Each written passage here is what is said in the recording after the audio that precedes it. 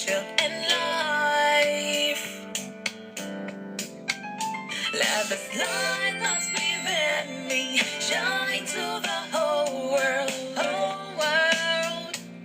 Life, let the dawn of a new day bring understanding and love. Oh, inside,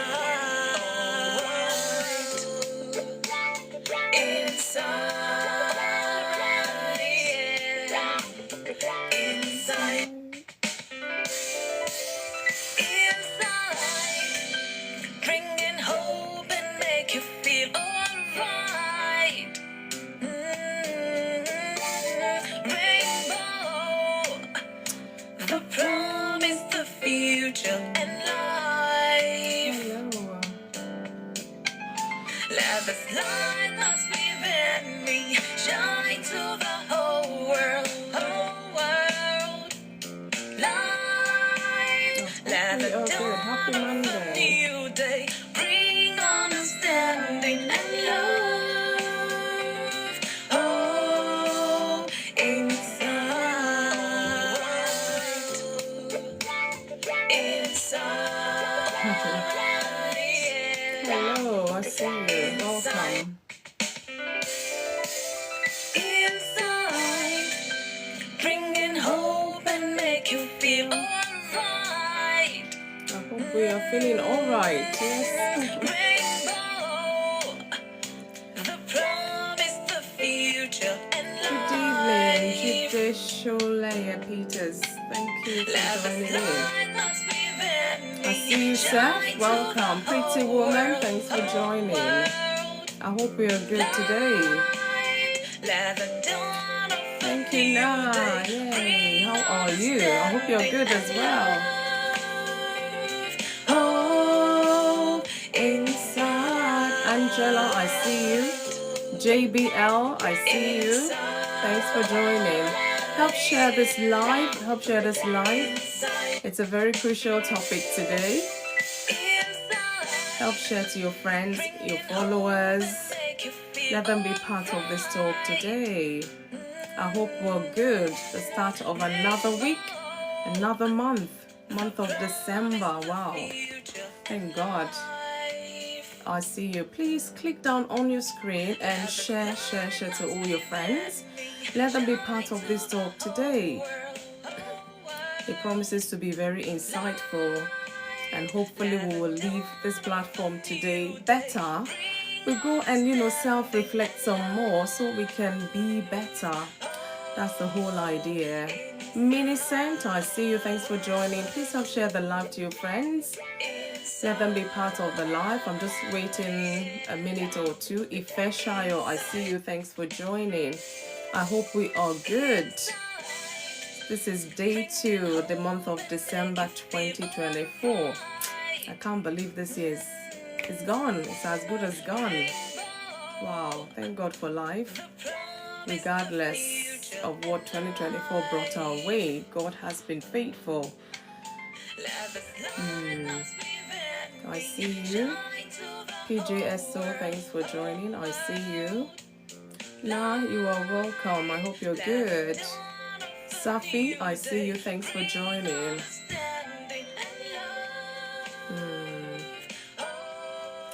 So today I'm going to start off straight away because I would want to give us enough time to talk about this topic today, judging others. You and I know what this thing can do to us as individuals, to us as a family member, friend, as human even. Michael, I see you. Thanks for joining.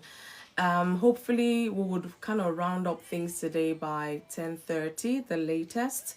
I don't want it to stretch past that so that we can all, retire if you have to make dinner, whatever it is you have to. So we'll try and limit it for the couple of hours and a half today.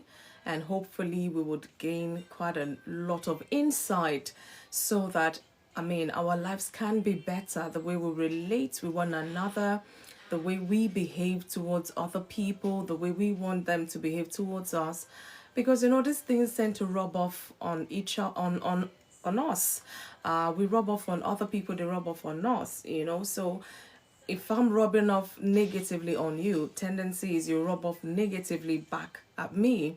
So, but we don't want that. Where is a good word? Where is a better word going to come from? So we have to learn sometimes certain things we don't want to talk about. We just live life and coast along. And then people around us are complaining. We don't even deaf ears and all of that.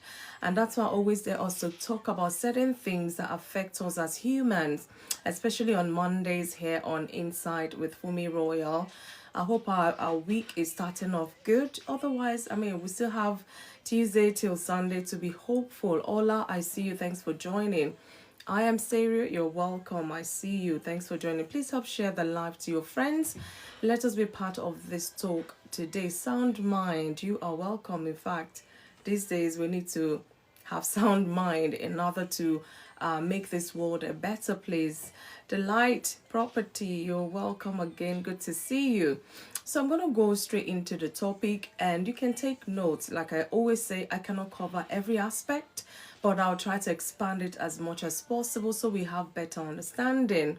And then we can self-reflect, as I'm speaking. Because sometimes when I read this thing, I'm also self-reflecting as I'm, giving the talk. So once again, welcome. Happy Monday to you. This is the day the Lord has made. Indeed, I am rejoicing in it. And I'm also glad in it. I hope you are as well. So I'm going to go straight into the talk, like I said, just to add a bit of body to it, a bit of perspective to it, so we have a better understanding. You can note whatever it is you think, oh, for me, you left this behind, oh, you didn't talk about this. Yeah, that's where you come in. I'll bring us up to talk about the other bits I may have left out. And also, guys, I have my puzzle for today. I think this one is quite easy, so I will be expecting a winner today. There has to be a winner today, so fingers crossed for me anyways. Fingers crossed. I'm gonna go into the talk. The topic is judging others. You probably have heard of it before. You probably have had issues with someone concerning this topic before, or perhaps somebody have had issues with you about this topic. Let's talk about it. Let's not shy away from it, because sometimes when we don't address certain topics and it happens, it's like we're not mentally prepared for it, and we probably will not handle it the best way. So let's talk about it today. And as we check ourselves, we can be better and do better by ourselves and by other people as well. So judging others is a common behavior in human relationships. We all have opinions, perspectives, and standard through which we interpret and actions. We take actions concerning other people, most especially. I just remember this saying that remove that peg in your own eyes before you go and be checking on somebody else's. But saying that, we're not neglecting our brothers, our sisters. We have to be each other's keeper. But let me just go on steady so we have an understanding to this topic today. Thank you for liking the live, and thank you for sharing. I really appreciate that. Thank you so much. However, the act of judging often leads to misunderstandings, broken relationships, even personal or spiritual and emotional harm. It may not be intended, but most times this happens. So in addressing the topic of judging others, it is essential to explore the balance between discernment and criticism, the underlying motivations for judging, and then the teachings from faith, because I'm going to be dwelling more on my faith today. I'm a Christian, I'm a believer, and what better example to cite from than my Bible? So the teachings from faith, psychology, and even social principles. These are things we need to consider. Who are we to even judge people? I'm not saying don't chastise, because there's always a thin line, but all of this we're going to be exploring today so we have a better understanding. So first off, what does it mean to judge? What does it mean to judge? Judging others refers to forming an opinion or evaluation about someone often based on their actions, their words, or even appearance. They say don't judge a book by its cover, because the cover might not look appealing, but what is inside the book is loaded, it's powerful, it's inspiring, it's life transforming. But because you've just seen the cover of the book, you're like, you just toss it aside. And then somebody else comes to say, my oh my, I read this book, my life has been transformed. And you're like, what book are you just going on about? And just mention the book. And you're like, but I saw that book. It looked, and you even describe what's on the front cover and all of that. Like, yeah, that same book you're talking about, and this will kind of bring in some sort of interest. You want to, because the excitement, the excitement your friend is showing, you want to experience that. You know, pick up the book. Meanwhile, you've judged that book just simply because of the cover. And that's what we do to other humans as well. People we know, people we don't know, or people we're just meeting.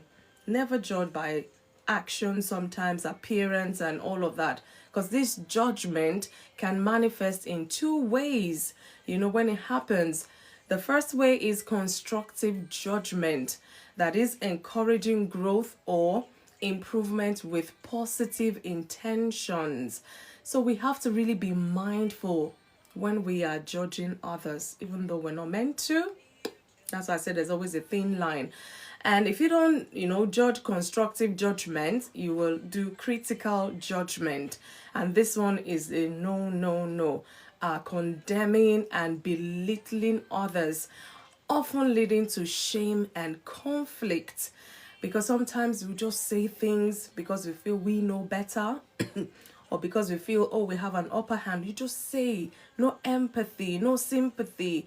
And then this person leaves your presence or that space feeling ashamed, feeling conflicted, feeling low, like low self-esteem and all of that. No, that shouldn't be. If you do that to your fellow human being, trust me, it's a matter of time. Somebody's going to do that back to you, even in a bigger way you might not be able to handle. So let's share this live. I know such talks, people might just walk in and say, oh, no, just go, what's the point? Oh, there is the point, because you and I, it's on us to make this world a better place for us to live in. Highly favored, I see you, you're welcome. So I'm going to go deep a bit into the Bible. Like I said, where else can I get references regarding this topic? Judging others if I don't go to the Bible. So let's look at some biblical perspective. The Bible offers, a very clear guidance on judging others. If you're the type you're used to your Bible, if you look in the book of Matthew, it's in the New Testament. And Matthew 7 from verse 1 to 5, Jesus says, and I'm quoting this so that we understand, judge not that you may not be judged. For with the judgment you pronounce, as in you say to other people, you will also be judged. And with the measure you use, it will be measured to you. So this kind of emphasizes that judgment should not be hypocritical or harsh.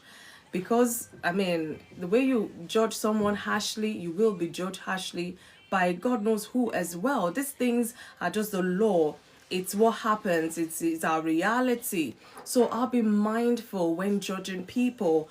Rather you can chastise in love. And I'm going to break it down some more. Again, we'll look at why do people judge others. Hey, Big Man 382, I see you, welcome. Please help share the live to your friends. Invite them to be part of this talk today. Because when they hear this, that relationship might just be better for it. Why do we think people judge others? I'm going to mention the reasons why and break it down a little so we have more understanding.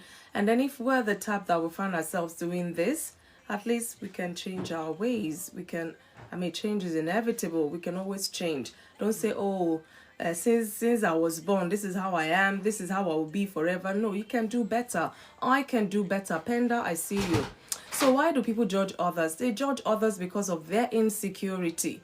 People often judge others to deflect attention from their own shortcomings. They project on other people so that people will not see their own shortcomings. And they feel by doing this, it makes them feel good or it makes them superior to whoever. But it's just their insecurity. And that's why they're not empathizing with whoever. They're not compassionate towards the other person. because they are in denial for themselves, by themselves, you know.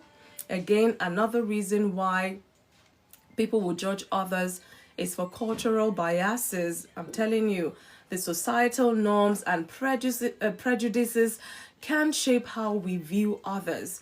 Oh, you look at some culture, if you're from this culture, you are a no-go area, or I can marry from that culture. You're judging them already. Why can't you? Because you feel they're low class, or because you feel they're of no value in the society, or whatever. So there's some cultural biases why people judge others. And I mean, so many examples I could begin to give us, but we shouldn't allow this. For the fact that our cultures are different, it doesn't mean your culture is better than mine or mine is better than yours. It doesn't mean because I live in certain part of the world, oh, I am way better, I'm judging you, you're low there, I can't relate with you, or I shouldn't come nowhere near you. It shouldn't be so. Do not let culture, bring you into that place of judging other people, especially from other cultures. Again, people will judge others because they lack empathy. Some people are like, let me not say, are they robots? No feelings, no human emotion. They just bleh. They just say it. No filter, no nothing. Without wisdom, they just talk because they lack empathy. When we fail to understand someone's circumstances, we may misinterpret their actions. Before you judge me, walk in my shoes. Before you judge me, tread the path I have walked on, and then maybe, just maybe, you think twice before you judge me. Chichi, I see you. Thanks for joining. Ato, I see you. Kathleen, welcome. So, if you're the one that lacks empathy, it's something you can learn. You can read about it. Go online and read how to have empathy, so that at least when you're addressing someone, when you're chastising, not judging them, you will use the right words, you use kind words, and that way you even be more impactful in your trying to help them. So let's be mindful how we treat people. Are we empathetic? And if we're not, like I say, you can even pray, God, give me a soft heart. Lord, help me to have empathy towards my fellow brethren or my family or whatever. Pray about it. There's nothing God cannot do. Dorcas, I see you. Thanks for joining. And again, lastly, why do people judge others? Pride or self-righteousness. Pride, self-righteousness. A sense of moral or intellectual superiority can lead to unwarranted criticisms. People might feel because I'm of the high class in the society, this pride comes on them. They don't want anything to do with the low class, and yet you want this low class person to come and be your maid in your home, to come and be your driver, to come and be a domestic worker or whatever it is. You still need them. So what's the pride all about? I mean, those things, you're proud, you can't do them. Self-righteousness, you just feel, oh, because you're of certain class, you're all that. Who says? I'm not against people, high class, low class, don't get me wrong. But how do we treat people, especially when they're not of the same class with us? Especially maybe some people, they get judged by where they live. I'm telling you, they get judged by where they live. Some people get judged by the clothes they wear. By the way, guys, yes, I'm trying to be in the Christmas mood, so I had to dig this out. I'm like, yes, it's almost Christmas. Ho, ho, ho. Hence my outfit today. I just want to feel in that Christmas mood. I'm grateful to God. I mean, from January up until date, God has been good. So anyway, that's just a bit of digression. So let's be mindful how we treat people, whether they are the same class as us, whether they're educated as us, whether whatever. In fact, they shouldn't be, as long as they're human. They've got 2 eyes, you've got 2 eyes. They've got 2 ears, you've got 2 ears. Treat them right. Good evening, my brother Ato, you're welcome. So what are the effects of judging others? Because for every action we take, there are consequences and there are rewards as well. So the effect of judging others, in case it's something you haven't even thought about, and that's why FunmiRoyal is bringing it to the forefront. Think more about it, such that we don't keep hurting ourselves. We do more harm than good, but sometimes maybe our intention is good, but the way we approach things, oh my goodness. Let's be careful. So, judging others can have both immediate and long term consequences. So, therefore, we really have to be careful and mindful. Precious Aliso, thanks for joining. I see you. So, effects of judging others on relationship, it can create walls of misunderstanding and resentment. Because if you're the type, you just do it without even thinking. The person you're in that relationship with just be, all the time, this person is just bringing me down. All the time, they're just talking down at me. All the time, they never see anything good in me. All the time, I just feel judged by this person. Even if you love them, it's just a matter of time. That love will start wearing out because they're eroding it with their judgmental ways, towards you. So it can affect your relationship. It can bring a lot of misunderstanding, and then it can lead to resentment. Why is it that you don't even have anything good to say to me? Why is it always negative and things like that? Why are you always judging me?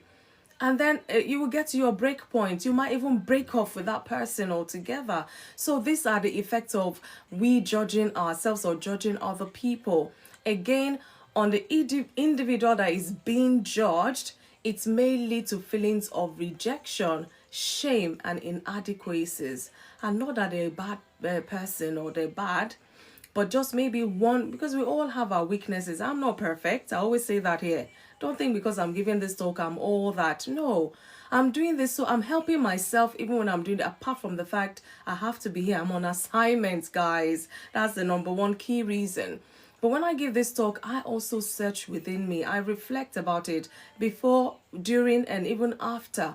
So nobody is perfect. I'm not pointing finger at anyone, because when I'm doing that, the rest of the finger is pointing right back at me. So I'm just here to admonish us, to bring to our forefront for us to be conscious about these things. Do we judge people? Are we even aware that we do this? Because some people don't even know they do this. And then when people are complaining, why are you always judging? You'll be like, me, judge. I only said this, I only said that. But then you're judging them. But you don't realize you're doing that. So please, let's be mindful. And that's how we can create a better world. I know people might say, oh, just give up already. The world is bad, is this? No, we can't give up. It's a little drops of water makes a mighty ocean. If I do my part, you do your part, we all do our part, we might just get a better world. So we can't afford to give up, guys. Let's not judge one another, especially rashly. So on that person that is being judged, they may feel rejected, they may feel shame, they may feel inadequate, and we don't want people to feel that on our account. I can't imagine somebody so miserable, and then another person goes to them to say, oh, why are you feeling miserable? Say, FunmiRoyal said this, it's because of her. I don't want to hear that. No, that's not my mission at all. So let's be mindful. Again, on the person that is judging, because you might think you've done it and gotten away with it. You that are judging people, judging others can foster a negative mindset. It reduces compassion in you, even if at all there is any, and even causes spiritual or emotional stagnation. Because when you're all negative, speaking negative to people all the time, who is speaking to you yourself? Who is speaking to you? And whoever's speaking to you, you can't be speaking negative to somebody and they'll be speaking positive to you. Well, except they have the Spirit of God and the Spirit field. And at some point, they will have to chastise you, because you're bringing others down and yet others are lifting you up. Somebody will have to call you to order, and that's just how it goes. So judging others can foster a negative mindset, and it can reduce compassion, even spiritual stagnation. I don't want to be stagnant spiritually. Oh, of all things, not spiritually. That is very dangerous, So let's be mindful. Thank you guys so much for joining. Thank you for liking the live. Let's share to our friends to be part of this, especially maybe someone you've been meaning to talk about this with them, but you don't know how to go about it. Just send this link to them. Let them come and hear. Maybe they'll have a hint and they'll call you to sit you down and say, so what was that all about? And then you can open up and, talk some more. But we be mindful with empathy, with sympathy and understanding, guys. So what does my scripture say about judging others? Like I said, I'm going to use the Bible for my references today, because I'm not going to go into Wikipedia and be looking for what is not. This is the best book that I know I can cite from. So the Bible consistently cautions against being quick to judge others. I mean, anybody can have access to a Bible. Go and read, especially the book of Matthew. Go and read it. There's so many other books that you can read that talks about this. For example, in the book of Romans chapter 2 verse 1, it says, "You therefore have no excuse, you who pass judgment on someone else, for at whatever point you judge another, you are condemning yourself." Are you perfect? No. Am I perfect? No. Who am I to be judging you? You're not perfect. Da, da, da, da, da. Am I perfect myself? Sancho, I see you. Thanks for joining. So it's just admonishing us to be careful, because the way we judge people is the way we will be judged. You taste your bitter pill and see how sweet it is.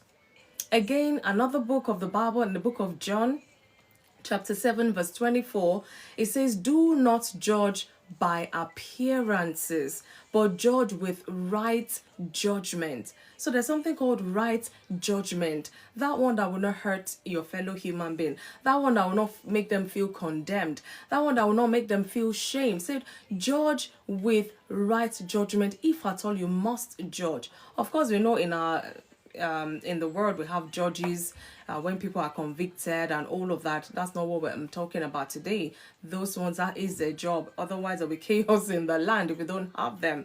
But I'm talking about you as a person, people in your life, at work, in school, wherever it is, that business. You judging them all the time, and yet you still want to do business with them, and they're not happy with you, and they're weary and concerned. So we should be mindful. Do not judge by appearances, because appearances could be deceiving. I remembered one scenario like that. This one was sharing that, I think it was on a bus. It was back in Africa anyways, and he saw this man in tattered clothes struggling to get on the bus as well. And then everybody rushed into the bus, and the bus got filled. He said, "I was just looking at the man. I mean, this person, early morning, I don't know whether it was Monday or whatever, is he going to work looking tattered, and all of that?" And then, I don't know, whatever reason, they just got talking. And he found out that, this person, in fact, sounded like a professor, well knowledgeable compared to the way he was dressed. So imagine, and there was a friendship that came about as a result of that. The man had to confess later, when the friendship was solid. He said he had to confess to the man that, in fact, the sight of him that first day, he never thought he would even talk to him, because he felt, on a morning like this, people are dressed, looking smart, dapper, going to work and all. Look at the way he's shabby. But you don't know what they were going through. You don't know, maybe that was the last clothing item that they have. Guys, never judge by appearance. It's a very wrong thing to do. You don't even know, maybe that person is your destiny helper, but you've just judged them and brushed them aside. Lady Bless Back, thank you for joining. So let's be careful. Another one I'm going to mention again is in the book of James, in the chapter 4, verse 11 to 12. It says, "There is only one lawgiver and judge, he, in capital letter, who is able to save and to destroy." You and I know who we're talking about, God. "But who are you to judge your neighbor?" So there are words of caution in the Bible as well concerning this topic, in particular, judging others. You might think, what's it to it? A lot of relationships have broken down because they feel judged. A lot of good relationships that should have existed, a lot of acquaintances, business partners, a lot, that should have been a gain to you. You've lost it. You've lost blessings because you're judging. You're always judging. Nana Adowa, I see you. Thanks for joining. Let's be mindful. So these verses that I've mentioned, just highlights the need for humanity, highlights the need for fairness, and reliance on God's ultimate authority. It's only God who can judge. It's only God that sees the intent of the heart. It's only God that will not look at your appearance, because he sees what is going on in your heart. Because some people might pretend to be what they're not, or pretend, I'm not judging, but then they will still say and judge you, whatever. But God sees everybody's heart. You can't hide anything from him. So we need to be mindful. Say, don't judge others if you do not want to be judged as well. So let's be careful. So another aspect I want to look at is balancing discernment and judgment. Balancing discernment and judgment. So while judging is discouraged, discernment is vital for making wise decisions. Like I said, there's a very thin line there which we need to understand so that we don't cross it. So when you're talking about discernment in this context, say this involves evaluating actions or situations without condemning the person. Without condemning the person. You have to have discernment of spirit, as we say in my Christian world. How are you evaluating that person's action or that situation? Did you think about it? Did you reflect on it? Or you just went and action, bam, bam, bam, like that? And then that person comes out feeling condemned. Who are we to condemn one another? It's not our place to do that. But we can chastise, like I said, there's a thin line. Again, the second aspect of that I'm going to mention when you're talking about balancing discernment and judgment is constructive feedback. Constructive feedback is different from judgment. So offering guidance or correction with love, highlight, with love and humility can help others to grow. What is your intention by that statement? What are you hoping to achieve by that statement? Are you hoping that you want them to hear being judged, being condemned, or that, oh, you've done so well, but you can do better, or whatever? How do you correct each other? How do we correct one another? Is it with love or with harshness? Ubabe, thanks for joining. Is it with humility? Like, I'm not saying I'm better than you, but I've just observed this, and I'll give us an example of how to, what exactly I'm talking about. Give constructive feedbacks, not condemnation. So, for example, practical example, instead of saying, you're selfish for not helping me, one can actually say, this is now when you're empathetic, you're understanding before you make that pronouncement. You can actually say, I noticed you didn't assist me earlier. Is there a reason? Or maybe next time we can work together. So between the two, imagine which one this person will respond positively to. If I just come and say, you're so selfish, you saw me there doing that, you can't even come and help. They probably are miles away. There's so many reasons why they didn't come to help. And then they'll now feel like, but you didn't even ask me. You're judging me already like I don't want to help or whatever. But if you had come to say, oh, I just noticed that you didn't assist earlier. Is there a reason? Or maybe next time we can work together. Imagine the difference. So I'm not saying don't chastise one another, but it's not your place to judge. It's like you're the judge, the jury, you've condemned them. And this is not how we will have a better life. Imagine, because of that pronouncement alone, that relationship might just even end. And the person might feel, this is how you always say this to me all the time, da da da da. You know what, I've had it. And they just go their way. And then you know how important this person is to you. But because you just have to let it out, let them know that. No. And then you lose a very good relationship just because you're judging them. Well, I'll leave that food for thought. Again, another aspect we can look at is overcoming the habit of judging others. Like I said, some people, they do it intentionally. Some people, they're not even conscious of it. Is because, old habits die hard. It's just a way of life with them. They don't even know they're doing this unless somebody brings their attention to it. So how can we overcome that habit of always judging other people? Let's look deep into that. So to avoid judging others, let's consider these following steps. There's so many steps, but like I said, because of time, I have to shorten it so that you can have time as well to come up on board and expand this topic some more. Let's learn from one another so we can do better by one another. So there's so many steps we can take. Practice empathy. So one of the things I've been mentioning in my talk so far. Practice empathy. Understand the other person's circumstances before forming an opinion. Like I said, if you haven't walked in my shoes, do not judge me. Do not judge me. I don't know what is going on in your mind concerning. If don't sit down and assume and then just judge me.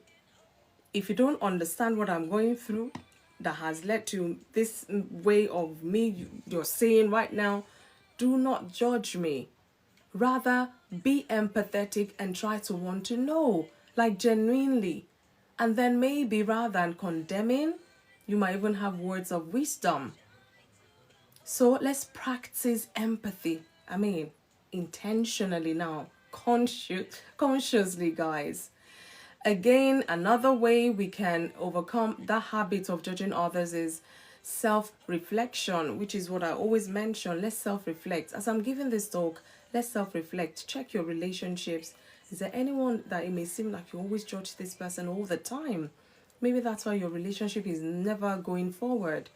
At best, thanks for joining. So evaluate your own flaws and biases first before you even go and be addressing other people's. Self-reflection. Think about it. If this were to be you and somebody speaks to you in that way, would you be happy or would you feel condemned as well? So if you know you're going to feel condemned, do not say such to somebody else. Let's correct one another in love, not by judging, because that way is not going to be effective. Again, focus on encouragement. Replace criticisms with words of support and guidance. That's why I said, you're even saying that it's coming out judgmental is because maybe you have the good intention in your heart, but you just don't know how to put the words together. And then when it comes out, oh my God, it's like somebody just threw a brick wall through somebody's heart. And that's how it feels. So let's focus on the encouraging words. And like I always say here, if you want to address something, use the sandwich approach. Say something nice, address the issue, say something nice to seal it. That way they feel you're concerned about them. You're concerned about how they feel. But at least you've put the message in there. Let's be kind. Let's focus more on encouragement rather than judgment for whoever it is in our lives. Again, like I say, for me, I would pray. Pray for others. Pray for yourself. Pray for others. Ask God to help you to see people as He sees them. How does He see them? He sees them with love and grace. Like I said, nobody's perfect. I am not perfect. You're not perfect. But when we see certain things, that, for me, this and that, how do you approach me? Is it with love and grace or with condemnation? Because you and I know which one will be most effective. If you're just joining in, welcome to Insight with FunmiRoyal. The topic today is judging others. I'm just giving my talk, which I'm going to round off soon. And then we can come into the box and, share our experiences, how we can do better, when you talk about this topic. We don't want to judge others. We want to chastise one another, correct one another in love and grace so they can be better, so we can feel good as well, can be better because we have our own shortcomings. Yummy's Cake, I see you. Thanks for joining. Another one again, I'm going to seek wisdom. How else can we seek wisdom? Well, from people. Study the Bible, other resources that promote understanding and compassion. If you're not a compassionate person, you will talk to people anyhow. You will say things anyhow. And, are you sure you can swallow that bitter pill for yourself as well? So let's be mindful. You may think you've been doing it all this and getting away with it. One day, just one word, could be from a child. You almost feel like, it's the end of the world. But I see you. Thanks for joining. So let's be careful. Seek wisdom. Maybe you don't know how to talk. You're the one that just say like that. Seek wisdom. Learn how to talk. Learn how to approach someone. If you don't want them to say it to you, don't say it to them. Learn how to say it properly so that way it's more effective. Be understanding, be compassionate. Seek wisdom so that it will not appear like you're judging other people. So what are the benefits of avoiding judging people? There are benefits to it, and I'll mention a few. So when we let go of that habit of judging others, we'll find out that we have stronger relationships. There'll be trust, there'll be openness to grow because they know my friend has got my back, my sister's got my back, my colleague has got my back. It will build a stronger relationship. They know that they probably messed up with what they did as a colleague. And instead of you coming to say, what on earth was that nonsense? You just, You submitted that rubbish, and they're lost. Like, just imagine somebody just accost you like that and just start going on. Or rather, they come to you and say, oh my God, I saw the proposal or whatever thing you submitted. And, quickly I had to bring it back down to adjust. Maybe next time you can. There's a way you'd say things. And they will know that, oh, they've done wrong, they can do better. Rather than just hit them with the hammer straight away. Oh my God. Let's be mindful. Let's be mindful so that we can build a stronger relationship with whoever. And again, the benefits of avoiding judging others, it gives us inner peace. We experience freedom from negativity and self-righteousness because we know we're not perfect ourselves. Christy A, thanks for joining. We're not perfect. So when you mind how you approach people, how you chastise them, not judge them, you will have this inner peace because you know that the way you've gone about it, if they go about it towards you, you will feel peace. You will be okay. I mean, I love my peace, guys. I love my peace so much. And I want to give that to the world as well so I can get that back in return. So spiritual growth, again, aligning our actions with God's principles enhances our relationship even with Him, with other people. What does God say? Say, do not judge. Because the same way you judge, you will also be judged. So let's in terms of spiritual growth, let us align our actions with God's principles.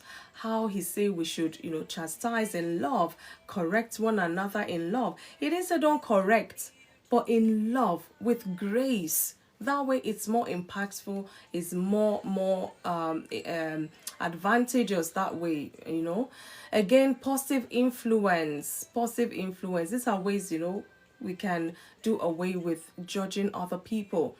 Positive influence. Our actions and attitudes inspire others to adopt a similar approach. In fact, I think I've jumped the gun.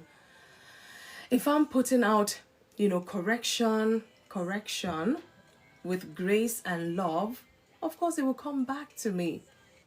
If I'm judging, if I'm condemning, it will come back even a million folds. So be mindful. Let it be something positive.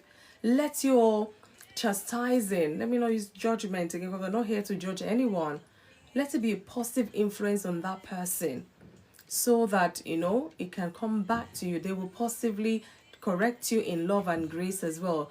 Doing more with, I see you, thanks for joining. Guys, I'm going to be concluding now so that we can come in and talk some more about this topic, judging others. So in my conclusion, I'll just say judging others is a natural inclination, but often leads to harm when done from a place of pride, from a place of ignorance, from a place of self-interest. So instead of being quick to judge, we are called to walk in empathy, in humility, in love, and in grace. This is the only way we can impact each other positively to do better. So by reflecting on our own imperfections and striving to see others through God's eyes, the way He sees them, we will create a world filled with grace, with understanding, and with mutual support. And that's the essence of this talk, really. And my prayer is that I hope it impacts you in a positive way. I hope this talk, is able to inspire every individual out there, including myself, to embrace empathy, avoid harmful criticisms. Please, avoid it. Not sometimes, avoid it. And foster environments where love and understanding prevails. This shift not only strengthens personal relationships, but also align with God's calling for unity, compassion with all of His creation. You are His creation. Whether you believe Him or acknowledge Him or not, it doesn't matter. He has created you.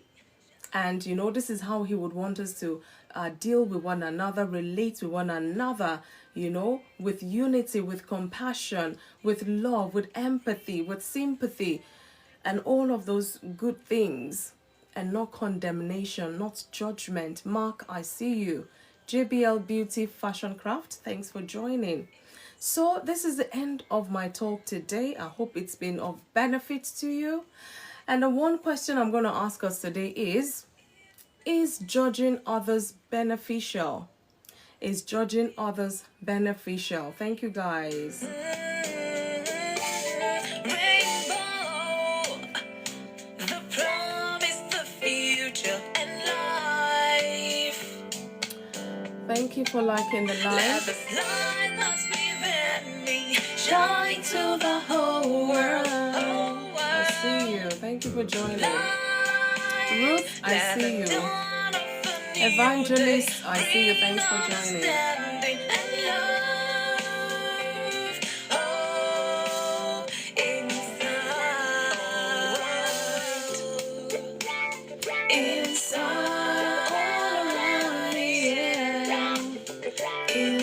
Wow, is this one love I'm seeing? Welcome, stranger. Should I be saying Happy New Year to you, one love? Happy New Year, even though the year is ending already. It's good to see you. Thanks for joining in.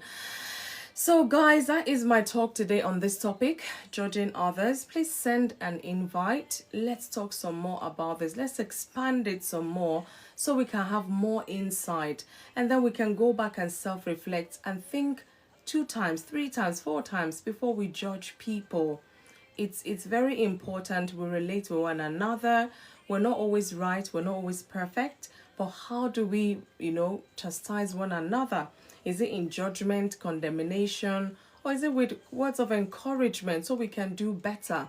Yes, is judging others beneficial? That is my one question for us today. So send an invite. Let's talk some more about this topic because it's very crucial. Let's expand it some more. And who knows, maybe judging others is beneficial. I wouldn't know, but I don't think so, but that's me. So I want to hear from us today. What's your take about this? Do you think judging others is very beneficial? Please, if you think so, come share with us so we too can have that understanding. But all the same, like I said, there's a thin line between chastising and condemning one another. That is not our place to condemn other people. Yeah, don't mind my Christmas outfit. Like I said, I'm trying to get in the flow of Christmas. So, yeah, so you guys to go and start digging out those jumpers, those Christmas PJs, and what have you. I don't like you, but you still joined my life. Anyway, you're welcome. What a name. Thank you for joining. One Love, is that you? Nah, are you there? So I can breathe. Thank you. You're welcome. Good evening, sis. How you doing? Ah, my goodness. Am I hearing you right? Hey, One Love. My, oh, my, oh, my. Do you know what? Nah, this is my sabbatical leave moderator. Okay, welcome back then. One I Love. leave the job for him then.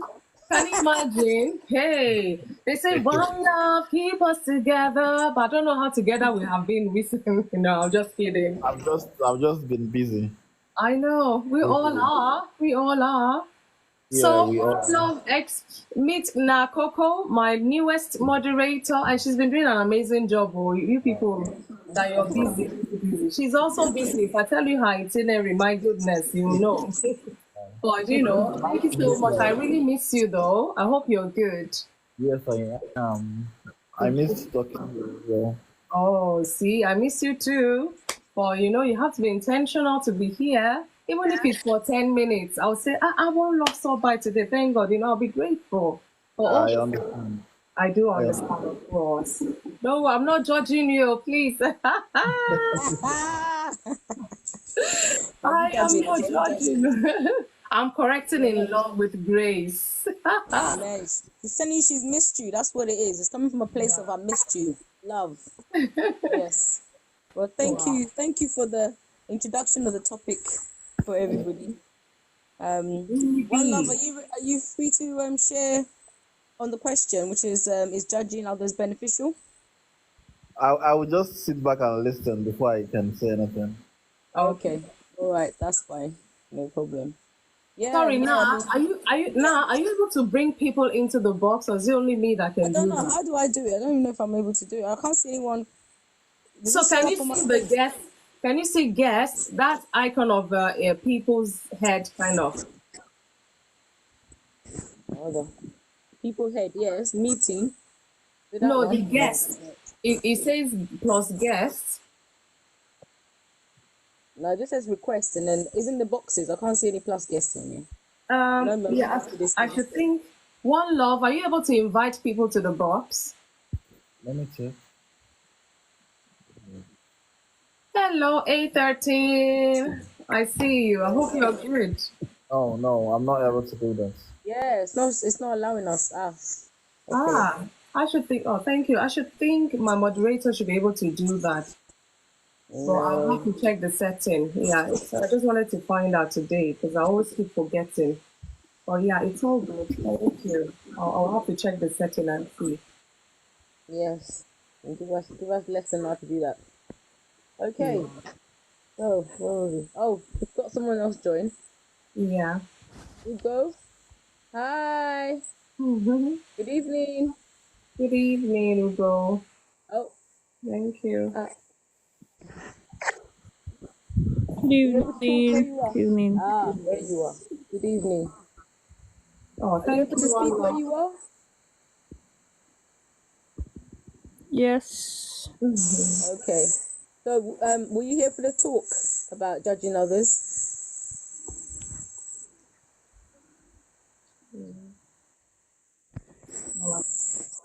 Her network is a bit fluctuating. I can see one red Just came bar. in now. Okay. Oh, Oh, it just came in now. Yeah, Okay. my network is Okay. really bad. I The just came network in. is bad. Okay. Um.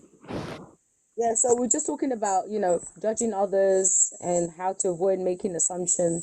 And obviously the question is, how? What do you think? Do you think judging others can be beneficial? Or oh, it's gone. It's gone. Okay, that's fine. Back again. are you good? Yeah. Are you able to hear me? Yes, but I don't know. There's some whispering thing. I don't know. Are you using your phone? Nah. No, I'm using my tablet. Oh, but I hope your phone is not logged in as well. No, no, it's my tablet. My phone is not logged into my tablet. That's why I'm using it because we had that problem last week. So I thought, let me just go on this one. Yeah, but I can hear you. I know what you mean. It's like, yeah, Yeah, exactly. But I hope it's not going to interfere. So maybe when people are speaking, you might have to mute or something. yeah. That's fine. That's Yeah, fine. okay. Thank you. Good evening, Mommy Kato. I hope Mommy Kato can come up to talk today. Send an invite, guys. Let's talk some more about this. Like we say, we want to make life better for all of us. So let's talk about these things and not shy away from them. Yeah. So now over to you. Okay. I think Ugo's internet thing is not that great, and I know A13 can't talk really. But yeah, I'm gonna start talking about what you said. And I feel like you've kind of gone through all of it for us and summarized it really well and given us the nuggets, to have a good discussion. Like you said about Matthew 7, just once for me, that question is judging others beneficial? I would say it's not, because when the Bible warns us about to avoid something, it always means that we need to work on avoiding doing it. So in Matthew 7, when he says about that, it warns us that we should avoid condemning others, and like you said, instead to practice self-reflection and humility. And when you think about it, like even in John 8:7, it says that let him who is without sin amongst you to be the one to cast that first stone at that woman who was, found to be committing adultery, and they were going to stone her. All these things is talking about if somebody comes to you, with advice, or you've seen someone doing something, you first have to reflect on how it feels, that you're not perfect, and how it feels when other people sometimes judges you or corrects you harshly without love.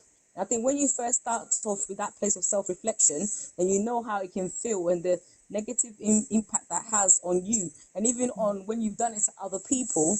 It then makes you cautious not to then do it to others, and then it makes you pause, and then you start thinking. Second part about that is about humility. So you then think, okay, how can I do that in a humility, in a way of there's humility, to that person? And it's all about, the love. You have to, show compassion and show love to that person. Like I love what you said about, like God corrects us with love, mercy, and grace. And that's exactly what we need to show. I mean, we all can learn from one another, and we all make mistakes, but it's about the approach, how we communicate that. And like you said, it's not in harshly, which puts the person down, makes them lose of self-esteem, self-confidence, and then they become, timid. And that's not going to help anyone. It's not going to motivate that person, encourage that person to then have a go and be better. All it's going to make them do is run away, and that's not good. So like you said, when we're, when we judging people and making assumption or criticizing others, it definitely, impacts on the communication you're having with that person, because you shut the person down. They're not going to be able to talk to you more. If I come to you for advice and you just make an assumption before I even finish explaining, I'll be like, oh, okay, so you're not interested in hearing what I got to say, so then I'm going to stop talking. And that's going to shut communication down. It's also going to, it stops you from being curious, because when you make assumption or you're being judgy, you're not actually listening to the full story.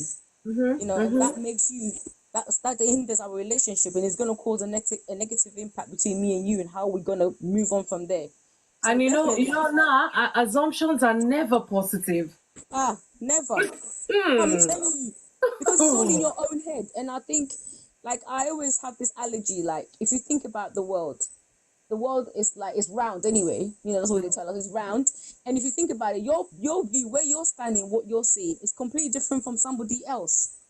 So when you are making assumption about somebody from where you are standing, you need to be careful.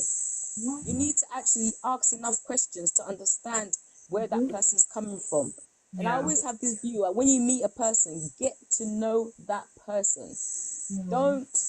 Don't look and just judge them, the way she dresses, or the way she looks, or how she speaks, or this and that. And because when you do that... Let me cut into your submission. For example, you meet someone and they know someone, and your friend is telling you about this person. They are bad, they are this, they are that.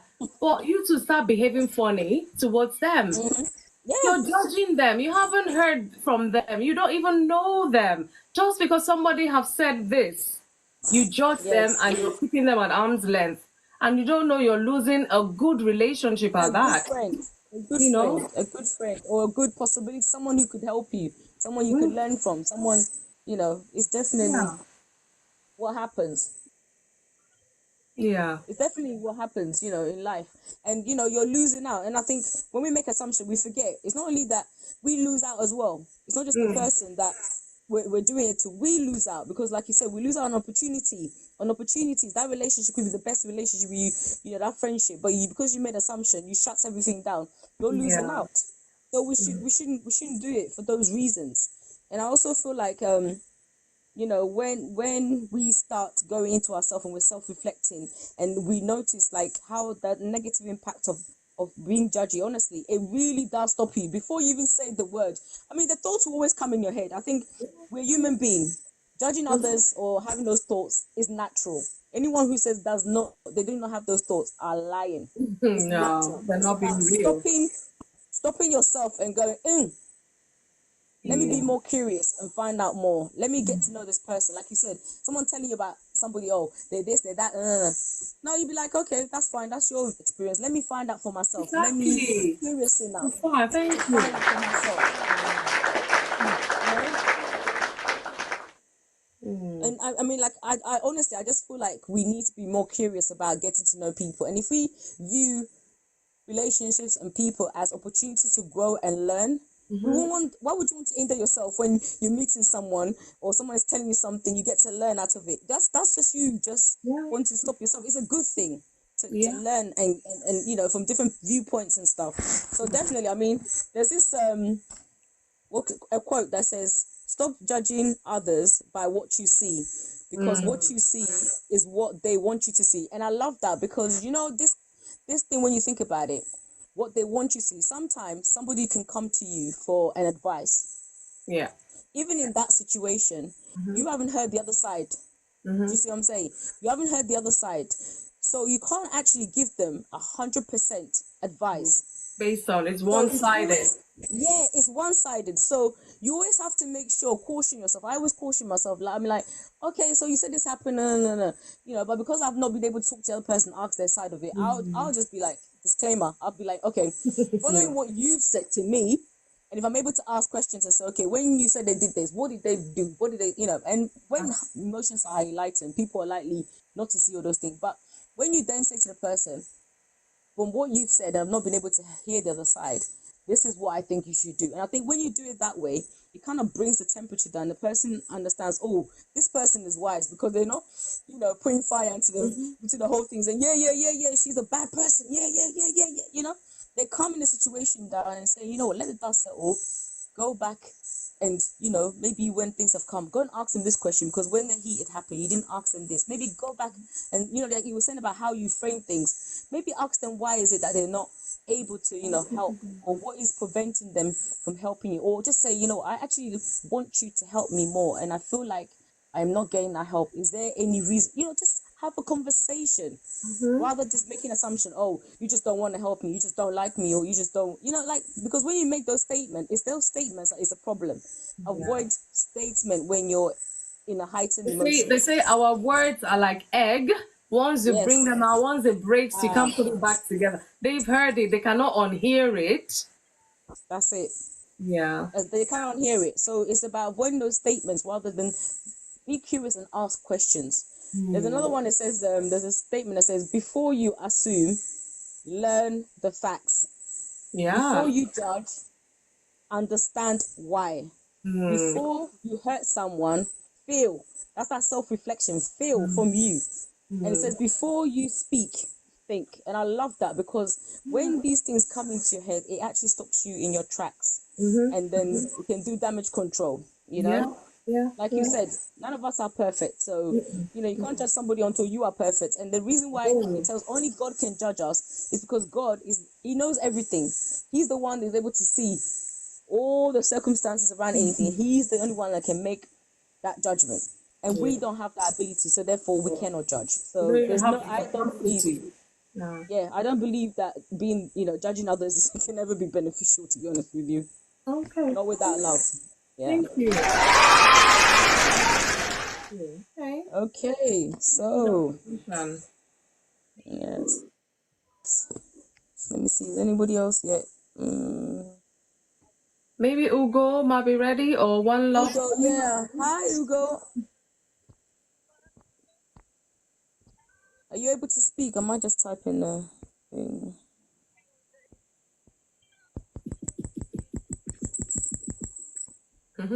Oh, it's gone off again. Yeah. Maybe she's not in the place. Nana. Yeah.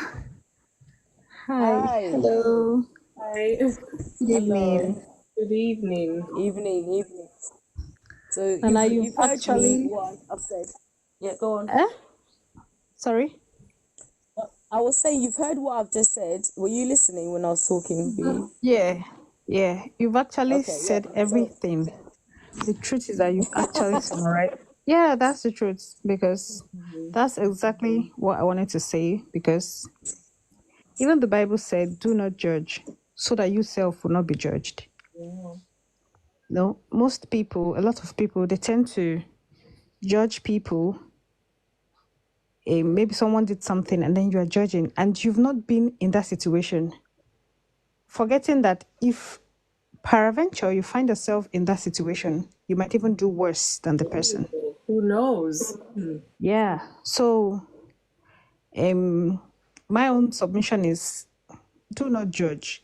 In as much as our default nature as humans, that tendency of, oh, what's she doing? Oh, what does she think she is? Oh, those kind of thoughts, it comes. But that's why we need the grace of God to be able to subdue all those negative thoughts about others.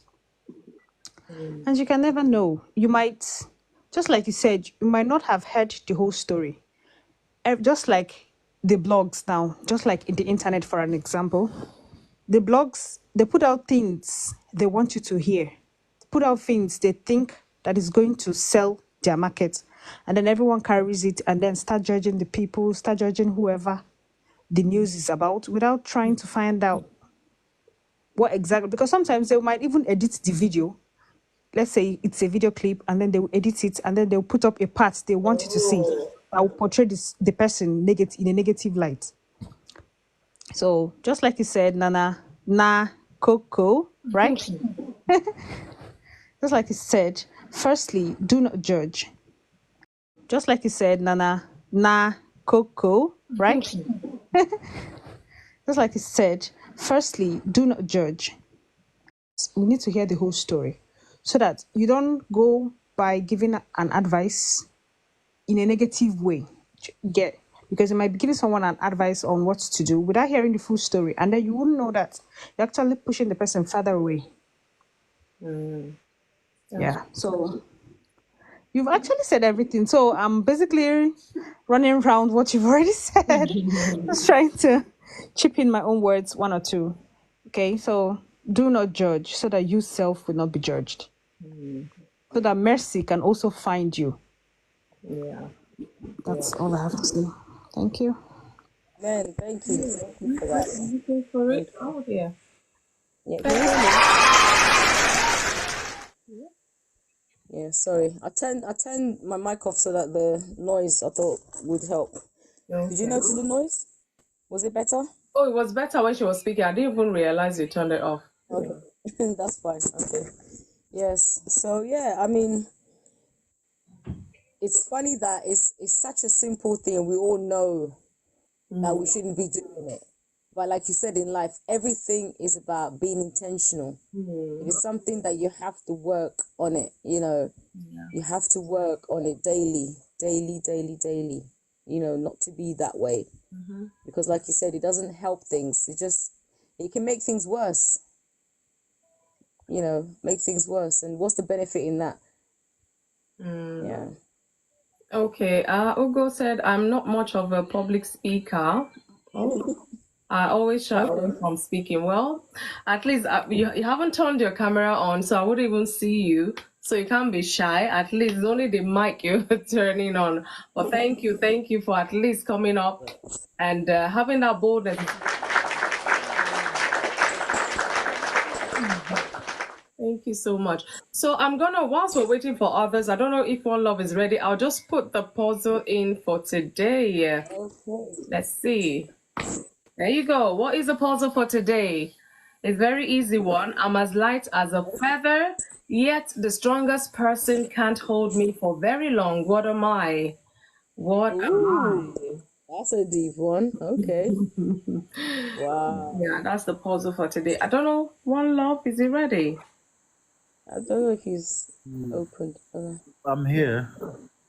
No, you are. Are you ready to give us your submissions? You guys have said it all. I'll just add to what's Coco said. Oh, I don't know if I pronounced that right. Nah, So, yes. yeah.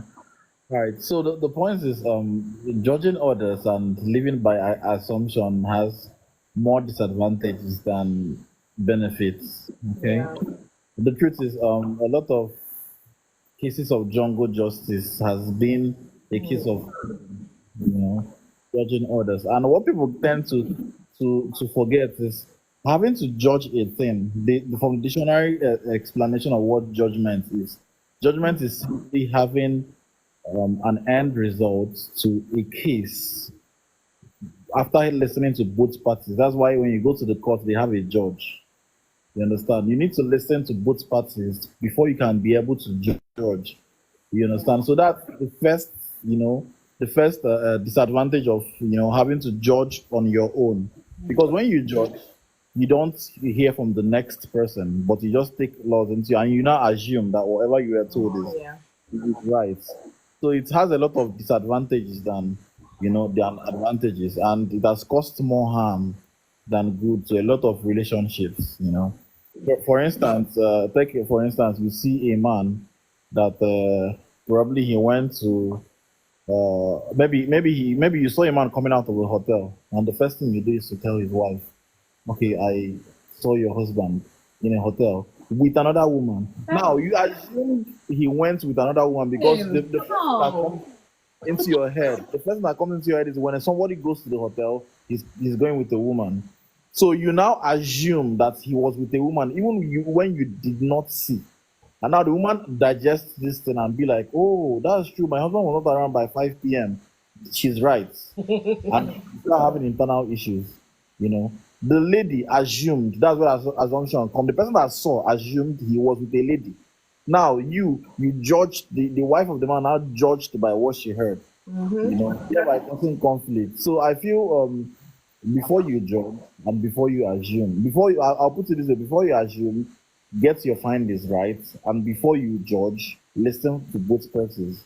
You understand? That's why in the court, the law court, we have a judge. Now, the work of a judge is to listen to both parties. You tender the case and he listens to both parties.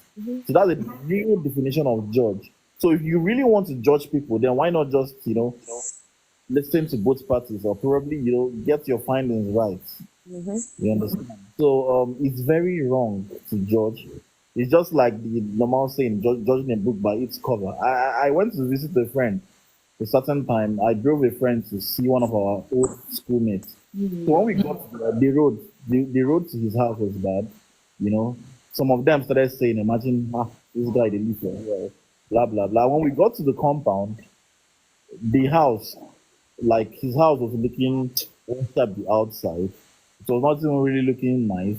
But when we entered inside his own apartment, it was a different story altogether. Everybody had to be quiet. Because they judged him because they felt that this guy not go get anything. He does not really have anything and all. But then when we got inside his own apartment, we saw that the reverse was the case. Wow. So judging people is crazy. I feel it's something that we as humans we shouldn't do, because it can even take one's life. It's as serious as that. And it can take one's life. I know a lot of relationships that in the past, as I tend to grow old, I understood that probably I judged these people by what I heard. I know a lot of people that I stopped talking to, even from university days, because of all I heard. Yeah. So imagine losing some relationship, because of what people, say. And I'll end in this note. One thing about not, one disadvantage of judging people is that a human being is multidimensional. We have different characters. We have different behaviors. We have our different selves. Let me just put it that way. Yeah. Just like the Holy Spirit is multidimensional, he can be a healer to you. He can be a teacher. So the way I react to you might be different from the way I'll react to another person. You understand? You're right. Yeah. This person can know me as a teacher. This person can know me as a friend. Now, if you judge me from the standpoint of maybe this my teacher is wicked because I flogged you in school, and you go out and tell, oh, this person is wicked, and they judge me by me being wicked without understanding that I punished a student. You understand? We generally put it in general sense whenever you're passing, this teacher, they're very wicked, and it's very bad. You understand? I might ask someone for alms, and probably the reason why the person didn't give me was my manner of approach. And now when I decline, the person tends to say, this guy is very wicked. But then somebody somewhere, I even give double of that amount. You understand? So the way I react to Mr. A is different from the way I react to Mr. B. So it's really, it's really crazy when you judge me from what Mr. B said without coming from the standpoint of Mr. B. You understand? So I feel that's the little I have to add, because you really said it all. Wow, thank you. Thank you. I love that analogy you gave. Ugo just texted or just put on the chat. She's got the answer for the puzzle. Okay, let's try you, Ugo. Okay. I'm light as a feather, yet the strongest person can't hold me for very long. What am I? Breath, I think, because Oh, I got it. Yes, you do. Your breath is very light. Yeah, the strongest person cannot hold their breath for long. So thank you so much. There you go. I wanted to give an answer, so I would have gotten it. I will bind you. I will bar you. You are moderator. We have to give chances to other people first. Thank you so much.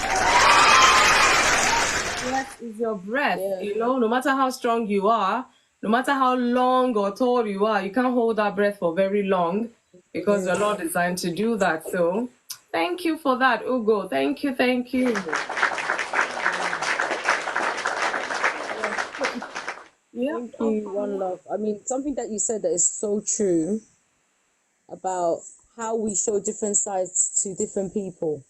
And, you know, because we human beings are not one dimensional, like certain people will bring out certain things in you, or certain parts of you will be more amplified with certain people just because of the way maybe they see you or they think about you. So if someone's gonna judge you by that way, Yeah. they're gonna get the wrong impression of you. And I think that is just so true. It's just so true. And I think that just comes to say about what my thing was saying about when we, I think, what did I say? When we don't judge people because of what, don't stop judging others by what you see because of Appearance. Yeah. what they want. Yeah, they want you to see. Yeah, what they want you to see. So maybe that's what they want to show you, but that's not the wholeness of them. They're just showing you a bit of them. So if you judge it, then you're gonna miss out. So yeah, definitely, that's so true. And I was just thinking about yesterday, watching that movie, and Which one? making assumption. The one we're making assumption. Oh yeah. Oh. We were being judgy. It's I just reflected on that. it's serious, really. I'm like, no, I'm not gonna. I'm not even. No, these people want to play with. No. But you see, this is the thing, isn't it? Because we were just seeing it from one view and going, and but we know it's a movie. I mean, that was a movie, so that's what it's supposed to do, and that's what it's supposed to cause. But in real life, obviously, you don't do that. But yeah, no, I just reflected on. I thought, yeah, that was true yesterday. Being so judgy about that movie. Yeah. Wrong assumption. Yeah, and as you were talking, it reminded me of this story. I remember one time I went to back home, and because my younger sister is back home with my parents, and I remember I was spending time with my dad, and then somebody went back to my mum and said, I keep seeing your husband walking around with this young girl, and she looks like you. Because they didn't know that he has he has two other daughters but abroad, so they was like, we keep seeing him with this girl recently, and they were telling all these things, and they'll be sitting there eating and they're drinking, and they were telling them. My mom is such a funny lady. She just sat there, she was just laughing and looking at me, said, you know what? God. Maybe you never knew. You thought you only had one daughter. He actually has two, three altogether. And he actually that's our daughter, our firstborn. She looks like me, and there's nobody else. And it's just like people just making assumption. And I mean, so many people coming up to her, telling her this thing. Keep saying him and this girl, this. My mom just let them sat there. She just laughed. She just shook her head and just told them. And since then, they were, oh, sorry. We didn't know. She said, yeah, I know you don't know. But Nah, that could have broken up a marriage. If your mom was the type that she believes assumptions, or she believes one-sided story or whatever, she say, hey, I knew it, that's why he's never at home since this moment or this day. Don't know it when you arrive into the country. It's I've just noticed my husband has not been home. She to start assuming, and like I say, assumptions are always negative, and she will go at a tangent. You know the way the mind works. She will that's why he didn't eat my banku or whatever. My God. And then your dad will come home. Maybe you from there, you decide to go and see your friends you haven't seen in ages. Your dad now comes home. Your mom, she's a peaceful woman. She'll not say, I don't talk to my husband. You'll not lock your dad like, where are you coming from? Who was that lady? And, hey, I can paint, the worst case scenario to you. Imagine she just loses the temper and starts fighting publicly in front of the house, and everybody's wondering. And the woman that came to tell, she will lack in one corner and say, hey, let's be careful, guys. These things are serious talks that affect our lives, honestly. Yes, they do. Oh, I can see the light. Hi. Hello. Hello. Welcome. Hi. Are you able to speak? How are you? Hi. Well, good. And you? Very well, thank you. Very well, thank you. Welcome That's again. great. You're not a newbie anymore. You're part of us now.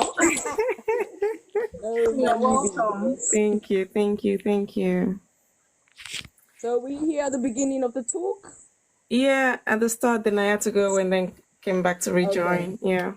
Yeah. So yeah, the question is basically, is judging others beneficial? So let us know your thoughts on that.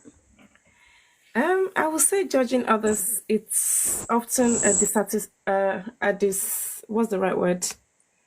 For It's often bad disadvantages or disadvantage what? to ourselves rather than to the person that we're judging Oh, to a large oh, extent. And mm, the reason why I Yes. say that is because sometimes you judge someone either based on, I don't know, emotion or based on family and friends or based on your viewpoints from afar. And most of the time, 9 out of 10, we're often wrong because there's a saying that says never judge a book by its cover. But yeah, for true. example, some people would would deliberately maybe not make friends with a certain person, believing. Can you hear me? Yes, we can. Oh, okay.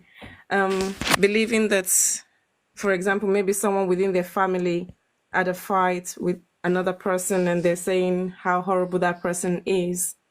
And that person might be the one that God decides to actually use to be a blessing to them. So just because they had an issue with a particular person doesn't mean that they're going to have an issue with you. You. But Oh, then you do yourself, a you disservice, judge let me them. say. You do Yeah. yourself a disservice by shortchanging yourself, believing that, oh, if that person is the last person employing, I will never go to them. Meanwhile, you've been at home for like 2 years looking for a job, Exactly. Can you imagine? you know, and you might find that all it takes is just to bring down your, how does the Bible put it? Remove the plaque in your own eye before you try to take out the one in somebody else's eye. Because most of the time, the person that we're judging, if we were to be in their shoe, we'll probably do a lot worse than whatever their own reaction is. And I often found that when people judge, I don't know if it's a case of trying to feel big among their clique or trying to gossip or trying to feel among, you know. So there are various reasons why people do whatever it is that they do, but I'm a firm believer that judging others is really bad in the sense that we all have some sort of skeleton in our cupboard, you know, whether we're young or we're old. There might be certain things that, as my pastor would say, we when we come to church, we put on our best self. Meanwhile, if I was driving in traffic and someone got in front of me, would I have the same attitude? Probably not. I'll probably be like, "What are you doing?" You know. But yeah, so I just believe that judging others is wrong. We all do it, but we try to not do it because we should be Christ-like. Being a Christian means we're Christ followers, and we should move away from things that bring others down, and try to promote community, promote one another, promote well-being, you know, promote togetherness, you know, not tearing each other down or tearing each other apart. So, Definitely. and I think there's a saying that says, like, I can't remember the saying, but anyway, sometimes I Is watch men, it for do example, unto they will be others watching, as they wish them do unto you? Is it that one? and no, Okay. like for example, I'll just give an example. Like sometimes you watch men when they're watching football, and they'll be like, "No, you should have scored. If it was me, I would have scored that. I'm so sure." Yeah. And when you give them the same opportunity, you realize that they will run, I don't know, few whatever, they're already out of breath, you know. But when they're watching it from the screen, they tell you all the signposts they would have done. And the same thing, as women, we might look at someone's marriage and be like, oh, she ended up being a single mother because blah blah blah, or she's not married because blah blah blah. Meanwhile, if the table was turned, it will probably be very very different for us. So it's not always nice to look at somebody and immediately jump to judging them, because we never really know the true story. You know, most of the time we're only ever preview to maybe one-sided, one person's side of the story. Do you see what I mean? So I'm always very cautious when somebody is saying something to me, or if you think I'm going to inherit your enemy. No, I'm not. I do not believe in inheriting people's enemy. That's right. Good Yeah. attitude. So that's all I have to say. Thank you. Oh, thank you. Thank you so much. It's one of the things you mentioned, which I also mentioned few when I was giving my talk, is why do people judge others? And number one is insecurity. Thank you so much. Their own insecurities will make them judge other people before they even see their own weakness. Yeah. Yeah. So sometimes they deflect that attention from their own shortcomings, and so by the time they're judging others, everybody's attention is on that person, not knowing that That's they right. themselves, there's something that they're covering. And another one I mentioned that is broader is the cultural biases. Some might say people from that culture, you judge and condemn them. You can never marry from that culture because of what somebody did. One experience one person had that you heard of, you now condemn the whole people of that race, of that culture, just because of that. Imagine. And who knows, maybe your husband is even from that culture. And now you now marry somebody else just because of that mindset. You've judged that culture, thinking Yeah. nothing good can come because of one person's whatever, So we need to be mindful. This thing is really broad. I mean, when you look at it generally, sometimes imagine times when you've traveled to nations you've never been before, or nations you don't even speak their language. And sometimes, in fact, there was one time, God rest her soul, my late sister, she booked us a flight to go to Portugal. So from Portugal, all those tour buses, we took the tour bus to go to Italy and Spain and then come back to Portugal. And then we entered, and it's like nobody could speak English. Thank God we had each other, And then this person, I don't know what they were saying in their language, but the way they were staring and looking, is like, do they feel, because we're the only two blacks on that bus, tour bus, we felt they were so aggressive. We felt they were not even friendly. The way they were looking at us because of our skin color. I'm like, they're judging us as like we're not worthy to be on this tour bus. A lot was going on in my mind. So me and my sister said, "Fumi, mind your business. Just leave them," like kind of a thing. I'm like, what exactly have we done? We don't even understand the language they're saying. So maybe they're telling us something we don't understand. They don't understand us. But the action with the body language and all of it was really bad. And I'm like, if I get off this bus, I will never meet you again. But they will probably have gone with the mindset of these people on our bus or what. I don't know. I don't want to assume now, because if I assume, I'll think maybe they were trying to explain something we didn't know. So you can imagine, when there is no understanding, there's tendency to judge because we don't have understanding. So we need to be careful. And again, pride and self-righteousness. Some people believe they're always right. Anything anybody else does, they judge and condemn them. They are the jury, the judge and everything, the jury. They feel they're always right. And therefore, they will judge you by their own standard. And then you might be looking at, you're even stooping so low. And yet you feel all this self-righteousness and all. So we really need to self-check ourselves, so to say, and see that we're not even giving out this judgmental behavior that we're talking about. Because sometimes some people do without knowing. I've accosted many people, and I'll say as polite as possible, and the shock on their faces, I'm telling you. So sometimes they don't know. But then if I'd kept quiet, and after a while I couldn't take it anymore, I'd just go my separate ways, I would have lost some friendships or relationships as well. So these things, we really have to talk about it. You're in that friendship relationship. A13, Ugo, One Love, you're in that relationship. Is it all that? When you think of this person, do you feel, oh, they're loving, I love the way they correct me? Or you say, this person can judge too much. In fact, are they calling me? I don't think I'm ready for their judgmental talk. Some you just avoid, but you have to talk about these things so you don't lose friendship. Give them the benefit of the doubt. Don't assume they know they're doing these things. So that's why we're here to rub off on each other positively. And my prayer, and the reason I'm doing this is an assignment, like I said, But I see a lot of sense in all these topics we're talking because it affects me, it affects you, it affects our relationship together. A lot of us here have not probably met in person. And the relation, if you are judging me, you came in, you judge, who is this person? What is she talking? You just judge me. Oh, all of them are talking the same or whatever. And then you stay, say, let me listen, say, oh, wow, she's making sense or not or whatever. And then you're back the second week, the third week. Imagine you had judged me, and maybe God is even chastising you about something as well. You never can tell. Don't look down on anybody, regardless of their skin color, regardless of their educational background, regardless of culture, whatever it is. That is what, we're bringing out here. And I'm so grateful to God that we have people of like minds who come into this box week in, week out to even expand this topic some more.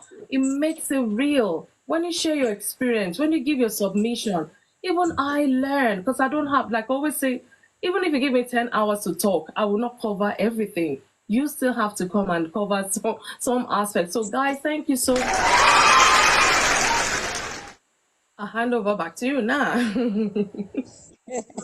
I was going to post the puzzle again. I've forgotten that Ugo But the answered. puzzle's been, I know, but puzzle's been done now.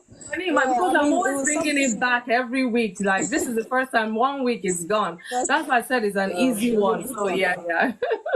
Tongue twister next Monday. No, not those brain twisting one that gives us migraine. I'm bringing my tongue twister. I think you have relaxed too much. No. Yeah, I mean, something that I think like was saying that made me think about it, that some people actually know that when they spread negative judgment about people, they put people off and they intentionally do that. So for example, I'll come to you and say, oh, so and so is like this, and then you see me hanging about with her.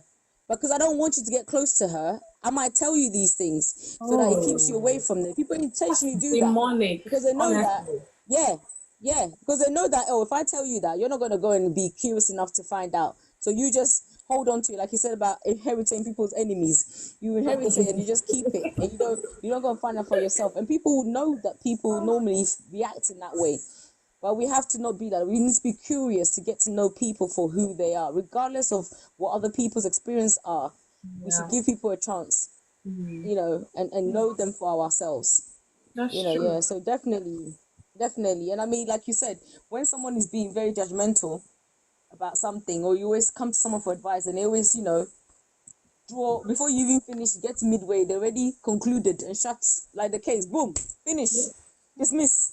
Yeah. You're not going to keep going to them for any advice or to share your difficulties with them because you feel like this person is not listening to me, and we need to let people be seen and heard, and that's the important thing. You have to hear people, see them, hear them, and, in love and kindness, say, okay, that happened, but, perhaps, you could do this, perhaps you can do that. And that's more, I think that's more palatable than the straightforward. Even a judge in court does not come down on you and say, even though they might say you're guilty or innocent, they still give you some clarity around it. You see? They still give clarity around it. They don't come, oh yeah, guilty, done, boom, please take them away. They talk. They encourage the person and say, okay, you've done this, but we believe in you. We encourage you that maybe after this time you go and do community service, you can learn something out of it, and maybe you avoid this problem. They talk to the person. That's the way you're supposed to encourage and help people. Oh, I can see we got God sent. Peter's on. God sent. Good evening. Yay. Are you able to speak where you are, God sent Peter? Yeah, good evening. Mama Fumi, good evening. Good evening, my brothers. Long time. How are you? I'm very fine, man. Good evening. It's been a while. Good evening, everyone. Happy New Month, everyone. Same to you. You're welcome to Insight today. Thank you, man. Thank you, man. It's always good to be here. Thank you. Oh, thank you. Yeah, God sent. Yeah, we've been talking a lot. No, sorry. Let me just, because it's been a while. It's one of my family here on Insight. It's been a while. We've been talking quiet, so take over. We've been talking about judging others, and as usual, I give my talk, which I have been. I have done so, and we asked just one question: is judging others beneficial? We've broken it apart, why we feel people judge others and why it's not good to judge others. But then we want to hear from us. So, somebody might just walk into this space and say, judging others is beneficial. And then they give us a reason. I'll be like, wow, I never saw it that way. So we don't want to judge the topic even itself. Well, whoever dares to, that's what we're talking about it. Do you think judging others is beneficial? I even gave some Bible examples. God says, because you're here, because that's the best place I feel I could find references. Like I said, I couldn't go into encyclopedia and be looking for what. I gave example of John 7:24 that says, do not judge by appearances, but judge with right judgment. If you must judge, judge with right judgment. And how can you tell right? Even when you have some wrongs in your closet. So I don't know if I've been able to shed a bit of light. I don't know what your take is on the topic itself. You don't have to answer the question, or whatever comes to mind you feel like sharing with us. Is judging others beneficial? That is the question after the talk. So God sent, over to you, sir. Oh wow, thank you so much. Thank you so much. Yeah, when it comes to this topic, actually the topic is wide, and we all try to do justice to it in our own understanding and according to scripture, which is majorly our guide, our manual of living. The truth is, I will say my own opinion. Like, if judging is beneficial, I can't say for somebody. It might be for somebody, I don't know. But the one I have come to study and I understand that judging is not beneficial in any way. There is no benefit when you judge somebody. Yeah, most people judge based on their own opinion. Some judge of what they heard, some judge based on what they see you put on, some judge based on what they see you do, and all that. People judge, but in all this, it is not really a right thing to judge. It's not a right thing to judge. The best thing is to correct. Even God told us that we should not judge. Judge that ye might not be judged. And if you must, judge in the right way. And we always tell people, you can only judge what you see. When you know you cannot judge what you don't see, then you don't need to judge. If you can judge both the one you see and the one you don't see, then I guess you will judge in the right way. So long you cannot judge in that aspect, that means you leave the judgment for the one that can see both in the secret and in the open. Because no matter how the two parties speak to you, you can only believe or hear what they are And telling don't be you. biased. Maybe you're closer to one Yes, person than the other, so you tend to take towards your friend or something. exactly, man. Like my pastor was saying in church on Sunday, that you don't need to judge. Most times people judge by look. There are some people. I love good dress. Bible, there's a word that says dress the way you have to be addressed. But these days, like my pastor was saying a few days ago, that even an arm robber can dress on suit. It will look good, so good and so good, and will take a lot from you. And you can see somebody with tattoo all over. We have a good heart. We be there for people. These days is far, far above appearance. Is far, far above appearance. That's why the conclusion is we should try our best not to judge. Correct. You have the right to correct, and if you must correct according to Bible, correct in love. There are people that feel there is nobody I've come to discover that will not take correction.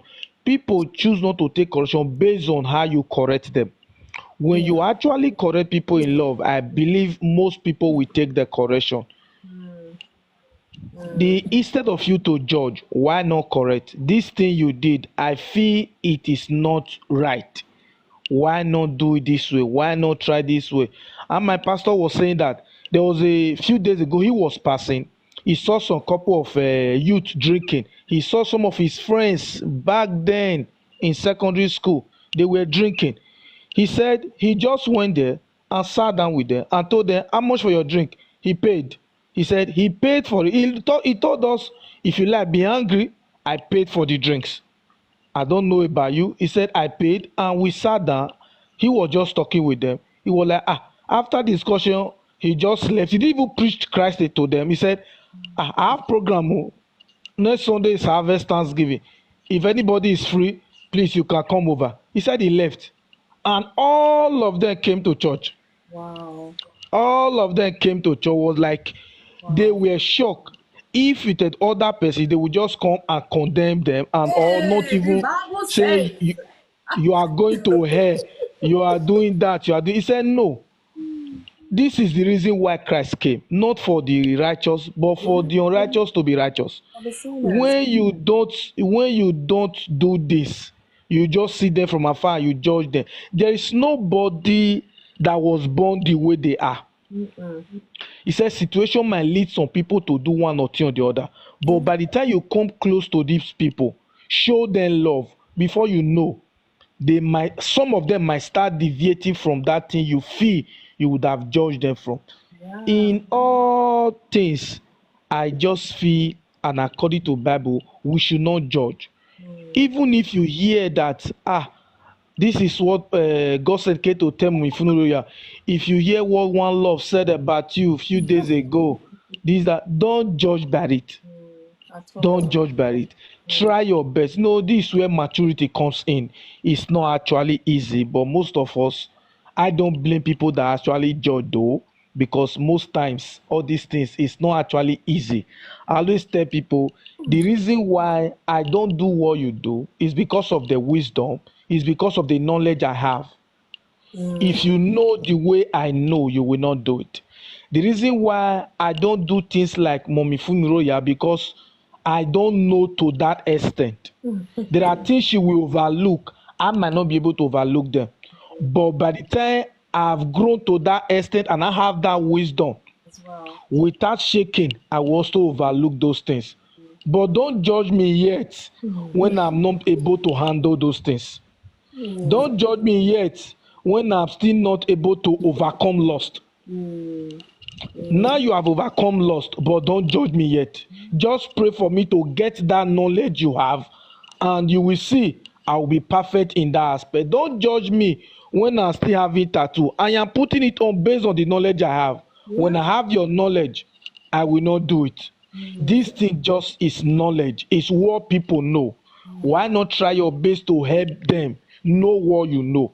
By the time they know what you are, what you know, they will not also do that thing. That's what I feel we should do in terms of helping each other than judging, because judging will make some people take their life.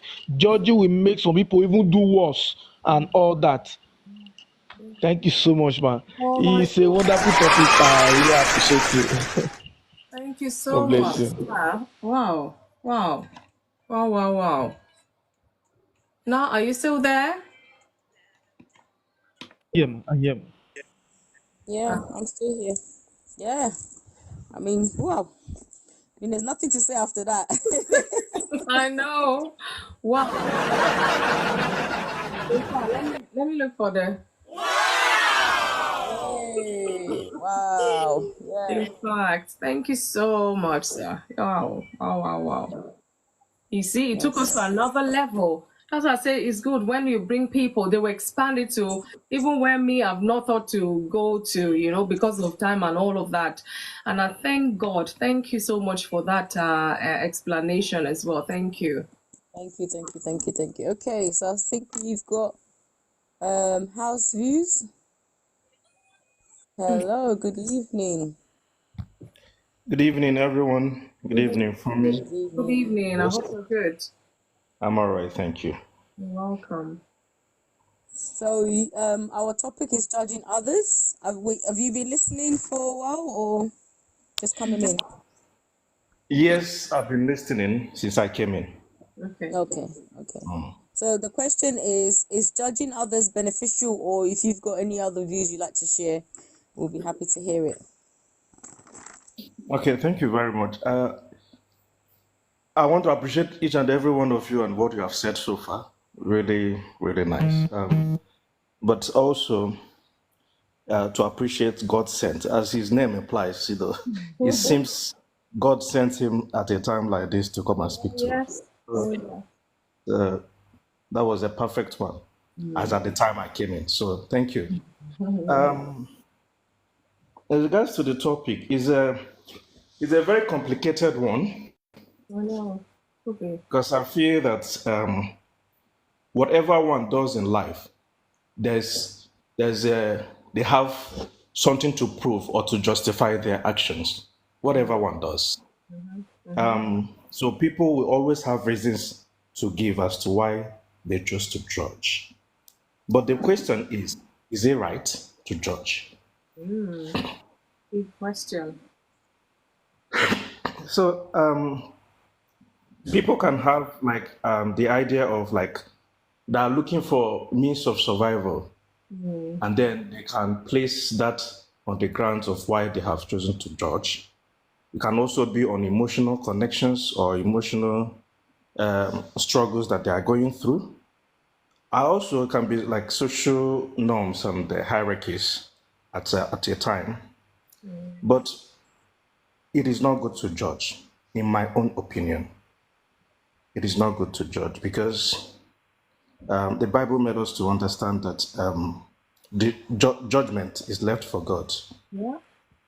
In John 7:24, it says, "Do not judge by appearance, but Yeah. judge." I just read it not so long ago, actually. Yes. And also in other biblical instances like Matthew 7 and all that. Yeah. So, in a nutshell, I feel like when we judge people, we are bringing like a type of stereotype. We are segregating a section of people just on mere idea or thoughts, belief, perceptions that we have for them, or by what another person told us about them. I will use a scenario that is just in that space, like social in the space of social media. We know the misunderstanding between you, Edochie, and our family. In as much as I don't want to talk about their private life, but you find out that these couples have not come out open to tell us anything concerning their marriage, how it has led to what it is today. But some persons has picked it upon themselves to be judgmental based on whatever perception, based on whatever story that they have or notion that they want to create. You understand? So it's not good to judge. Even if we are going to judge, we should be in a better position, in a clear mind to articulate and say, okay, I have heard from this person, I have heard from this person. Based on what I've heard, this is my judgment. I think that's in that way it will be fair. But just on no substantive ground, you just begin to judge people. It is not good. It is not good. So my take is that judgment is not good. But if we should judge, then we should have a reasonable ground, authoritatively, evidential, to make our judgment. God bless us. Thank you. Thank you so much. I think now I wanted to share this. When he was speaking, that was the scenario that came to mind. A sister friend was sharing with us, just a couple of days ago that she had these women, they came together to talk, and the women were like, our husband this, our husband, da, da, da, da. She just said, how are we going to go about this? Of course, they prayed and they said, okay, maybe the thing is, let's invite our husband to this forum. And this is private. It's the space we need. Let's hear from them, Imagine she say, your husband are doing this. She's judging the husbands already or whatever. And then this man honestly honored the invitation, and this man came. and they were there, and with wisdom, with humility, she said, the wives have said this, the wives have said that, but we want to hear from you, our husbands and all. Hey, he said, by the time these men started talking, hey, he said all the women were like this. That one would say, you, when I married you, you were smart, you dressed smart and all that. Because of one child or two child, now you be tying wrapper here. And I look at her, I say, where's my wife gone? The men said what was paining them in their heart. One would say, you don't even have time for me. When by the time the men finished, she said, wow, thank God I've not judged this man. The women had to, you say, you know what, thank you for coming. We apologize. Better go home and begin to beg your husband and make amends. Imagine. Imagine just hearing one side, because there's always two sides to every story, even three Exactly. sides even. So we can't afford to judge, otherwise we will misjudge, and things would have been destroyed before the truth will even come out. So let's be mindful. Thank you so much, Hasbi, for your submission. Okay, over to you now. Yeah, no, definitely, definitely. I mean, it's just like even like when you're children, something happens, you're not there. One will come and tell you the narrative, the story to you. If you're only to go by that one, what that person said, and go to the next one and say, you're saying, why are you doing? By the time that one has finished explaining to you what happened, even you feel sorry for even matching in there and, and asking questions, Right. So, judgment, we experience it in our lives all the time, and the caution is that we have to always restrain ourselves till we hear and see everything. I mean, I was just thinking when when house views were talking about how many people are being, imprisoned wrongly, and yet they're innocent Yeah. because of wrong judgment and what people what people present. So we have to be really careful. And honestly, when the Bible says judgment is only reserved for God, to be honest with you, it's only reserved for Him, because He's the one that knows and sees everything. We don't have that ability. No matter how much we want to try to have that ability, we don't have it. And we all have experienced it when people have judged us, just maybe because of the way we look, or because we got a tattoo, or the way we do our hair, or we got a nose piercing, or whatever, making us feel like we don't belong in a certain place because they just judge us from the outside rather than speaking to us and overlooking, or being curious enough to find out why, why you've got a nose pierced, why have you. I love people that always ask questions rather than make assumptions. I love people like that because I think there's rooms for learning and growing. So yeah, definitely, definitely, definitely. So thank you. We've got is it um Adegbenga. Adegbenga. I'm gonna bite Adegbenga, my don't tongue. worry, I'll help I'm you with gonna I'm all gonna this. bite my tongue. I'm gonna bite my tongue. It's Adegbenga. you can see Adegbenga. Adegbenga. Welcome to the live. Good, well done. Thank you very much. Thank you. Thank you. Thank you. Good evening, welcome. Yes. Have you been listening for long, or are you just joining us? Yeah, I just came on. Okay, yes. So I missed the time. yeah, I think the program starts 8 or 9. 8, 8, yes. 8 p.m. UK time. Yeah, I'm working Yeah. today, so that was why I missed the time. But Oh, thank you we still for hope joining us. Thank you. You're we hope welcome. you managed to rest well. Mm. Yeah. Sorry. Yeah, so we'll be talking about judging others. I mean, we've gone through the We scriptures in the listen, Bible. we don't judge. Oh, yeah, now. Hey, okay, go on then. Go on then. Take the floor. Take the floor. Tell us. No, no, no, no, no, no, no, no, no. Yeah, I'm just pulling you guys' leg. There's this program I watch where it's like a skit, I think, if I can remember vividly, or a movie where they say they listen, they don't judge. I think it was between a couple. So they were confessing uh, each other's secret. That listen Okay. and don't judge you. The man said something and the woman was like, okay, is that what you've done? Okay, sorry to burst your bubble. Out of the 3 or 4 kids you've been raising, only one is your own. Hey. Oh my God. Yeah. So I can't remember. I think it's either a movie or a skit. So Somebody listening said on it's a challenge that has been, it's trending now on TikTok or something. I hope it's the same thing you're referring to. maybe, It's not a Okay. movie.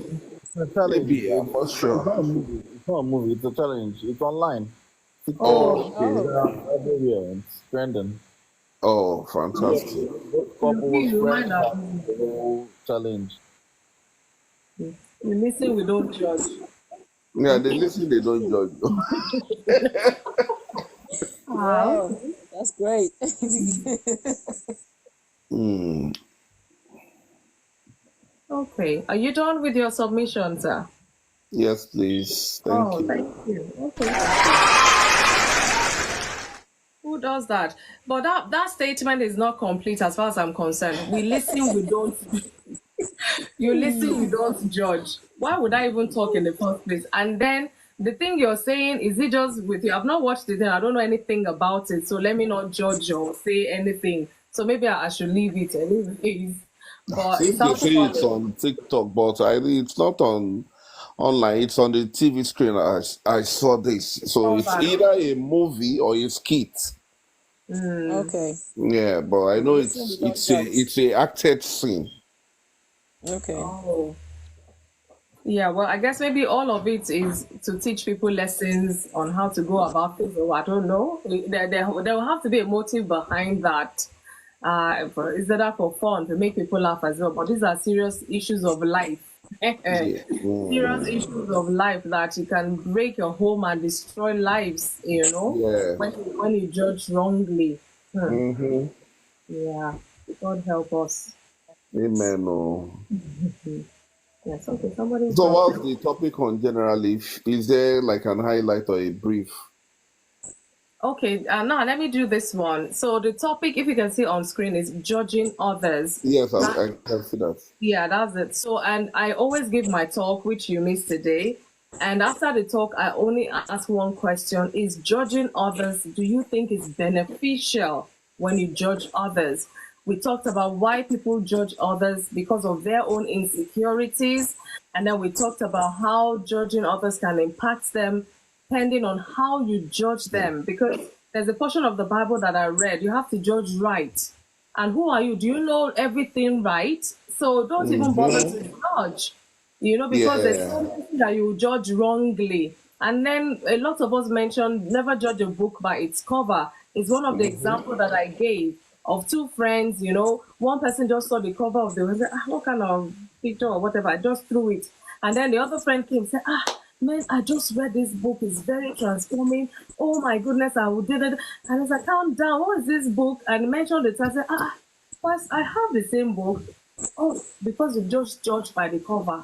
You don't know what is inside the book. And literally, in literal terms, meaning and application to our own lives, you don't know me just because I come on here. Some people, especially when you get to a new gathering and they don't know anything about you, they've judged you like they will look at you from head to toe. If you're not wearing designer, God help you how you will fit into that group.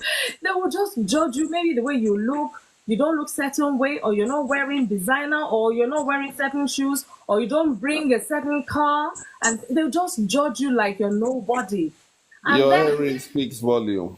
I'm telling you, there was a man, I don't know where I heard the story, or somebody told me of this man who was invited to a church to be the main minister. But he said to them he doesn't like his pictures put on there. So they didn't put his picture, so a lot of people wouldn't know what he looked like. And this man entered just in good time. He entered, all the ushers were just, go and sit there. The way he was dressed, very simple, casual. He said the And they are ushers were expecting a talking. VIP. I'm telling you, with convoy and all of that. The man, they were tossing him. The usher would say, you go and sit there, like, way and at they, the back, at and the they, back somewhere. they And, mistreated the guests. and the man was even trying to say to them that, but they did not even allow him. After like almost half an hour, he just sat at the back there. He was the main pastor. He was wondering, the guest should have arrived, this and that. And then I don't know how he just sighted the man at the back. The man nearly panicked and fainted that, hey, is this their guest? This man, high caliber, whatever. But because he was dressed simply, he didn't carry the biggest Bible, he was just casual like that. And the pastor left the front and ran to the back. Even the ushers were running like, what's happening? They didn't know. And he went to the back and said, sorry, sir, welcome, sir. You're welcome, sir.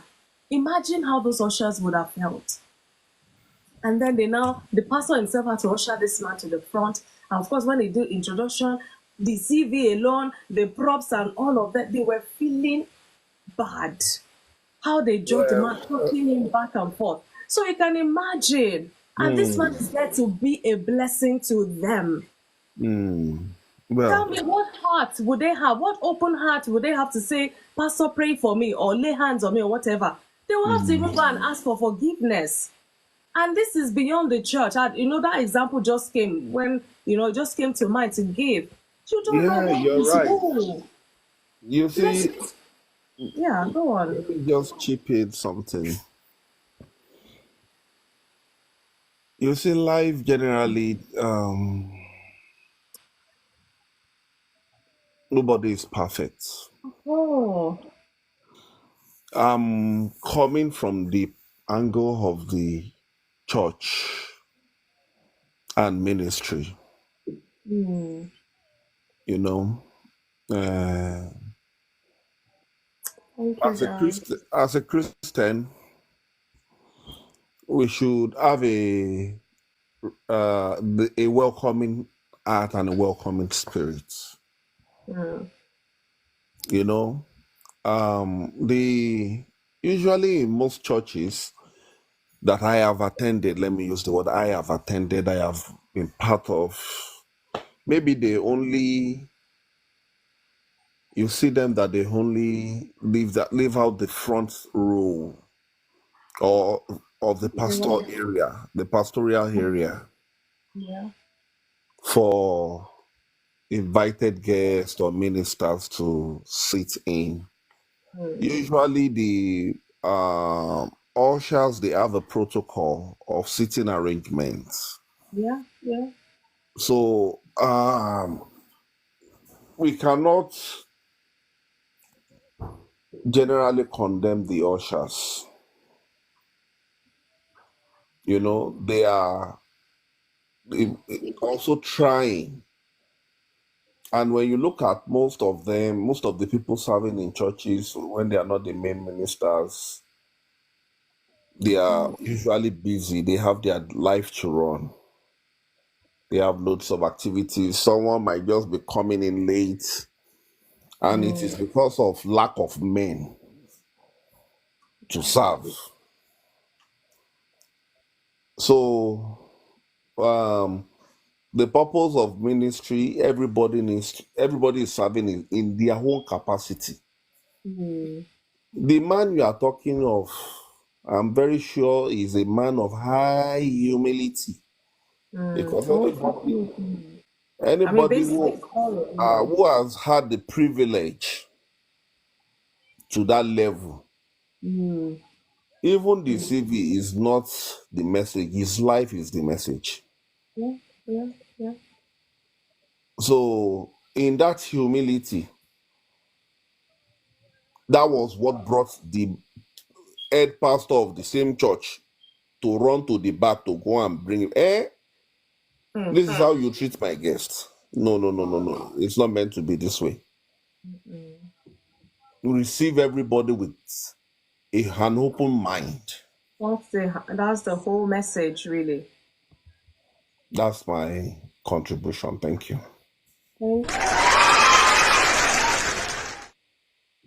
Yeah. Hi, thank you for that. Yeah, I mean, the other thing that when you were speaking, I was thinking about is like online now. Judgment is now gone from real life to online, and sometimes when we are sharing our opinion, our experience, we have to make it my experience. And I love the way you were saying something. You said, oh, the churches that I have been to. So you're talking from your perspective. Not saying all churches, because a lot of times No. nowadays online. You judge. online nowadays, women are all like this, men are all like this, women should act like this, men should act like life is not so black and white as people love to make it seem, you know. So we have to be careful. I also think online when we are sharing, because sometimes we can come off very judgmental when we generalize our experience to everybody. You know, I would say I'm not a typical sort of girly woman or woman, because you know I'm a tomboyish. There's certain things I love doing that you not think maybe a woman likes to do, or most people think, that's shocking. Oh, really? You like to watch boxing? Or there's certain things I do about me that's quirks, and not everybody is into those things. But that's me. That's what makes me unique. And the thing about life is we are all unique. God made us all unique and wonderful. Yeah. You know, Yes. so we should all be open to the uniqueness of one another. And especially online, we need to be careful when we're sharing our views, and just to say, you know, my experience is this, and not generalize it to everybody. Some will come and say, all men, all Hey, women. I'm like, have you where is the have you seen research all you men? conducted? Show me the research. Hey, even sometimes I find it hard to say some people, because it might just be a Yes. handful or whatever, you know, something. Never Well, generalize.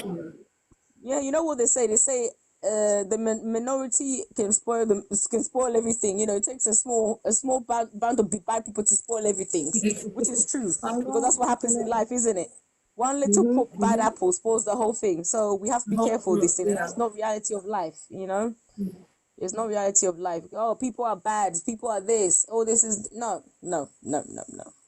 Because the person that's listening to you online, who might not be experienced, will take that on, you know, that advice wholeheartedly, and that could change the way they're thinking and their life goes. Just because I'm not saying people are not that naive to do it, but sometimes it does have an impact. And I think when we have that responsibility to make sure when we're sharing views and stuff, and make it only known to people that it's our experience, and maybe there's other views out there, you know, then people can make a choice for themselves. But when we're generalizing, saying everybody's like that, no, it's not impossible for you to even know everybody on this earth. It's not possible.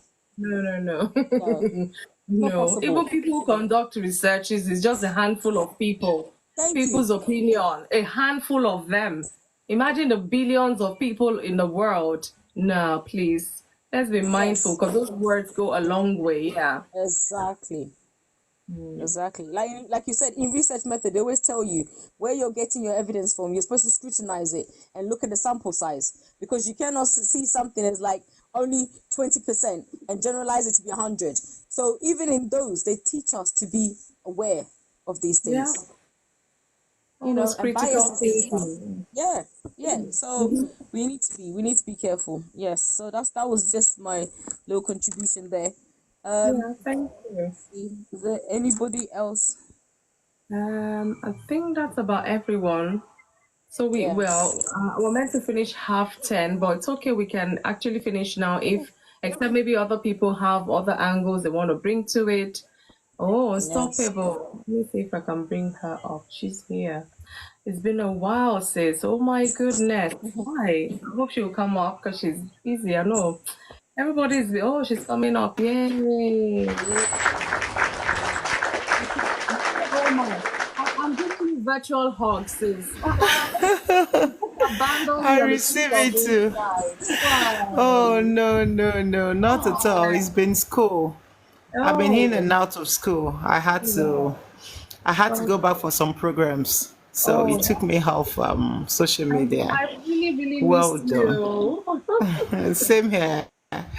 Same here. I'll just breeze in sometimes. I just when I drop some videos, I'll just drop them and quickly just zoom back to my lectures, because the calendars is flying and we have to know what we're doing with them. So I'm I so know. sorry that I've not been in the house. It's It's for fine. the Thank you for stopping it's by. for So the impact. I know. Thank you Well so done. much. I hope studies are God bless going you good. so much, man. Amen. Me Yeah, too. we thank God. We thank God. We thank God. You Well can done, do man. it.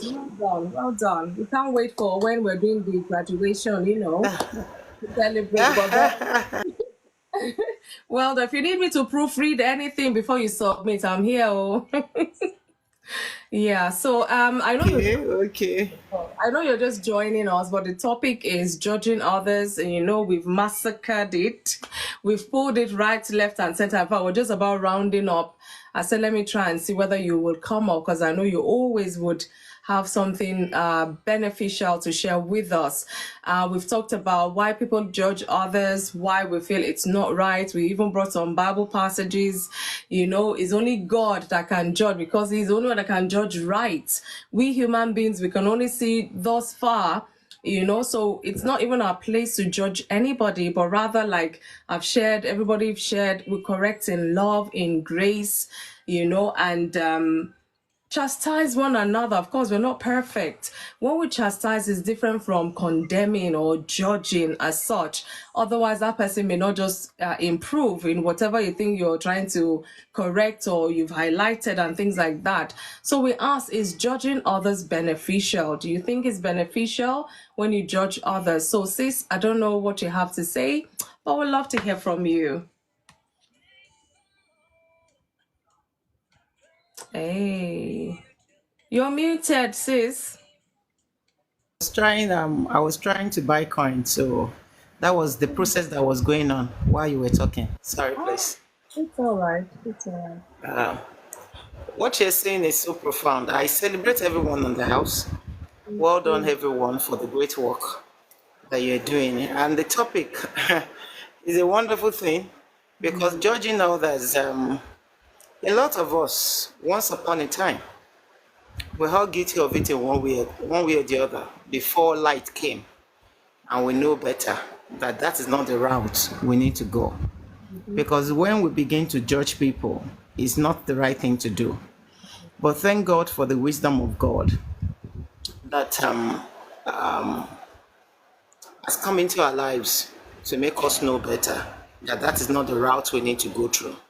Because I remember once upon a time, when the understanding wasn't there, it's always very easy for you to point an accusing finger to tell someone you're not doing this thing right, while you have not even worked on yourself.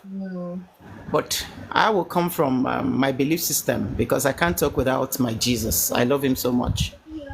He gave me. Yes. So he gave me, introduced me to me. It made me realize who I really am, and made me see things in his lens. And when we begin to see things in God's lens, it makes life easier and life beautiful. Because he himself can remind us the essence of love. And when love is the undertone of whatever we want to say, that is the beginning of correction.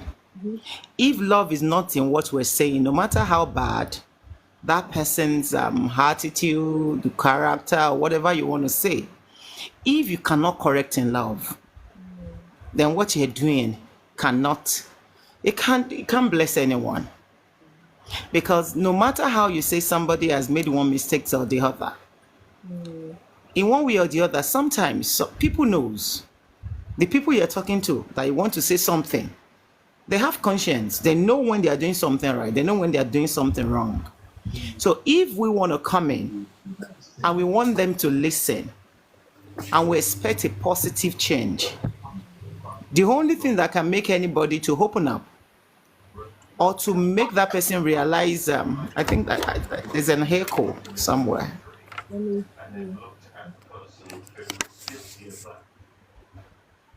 Thank you, ma'am. That can make somebody really think deep, or to get to that place to talk to oneself, for that self-awareness to come and begin to say, okay, what am I doing right? What am I doing wrong? How can I be better? Is when we have love.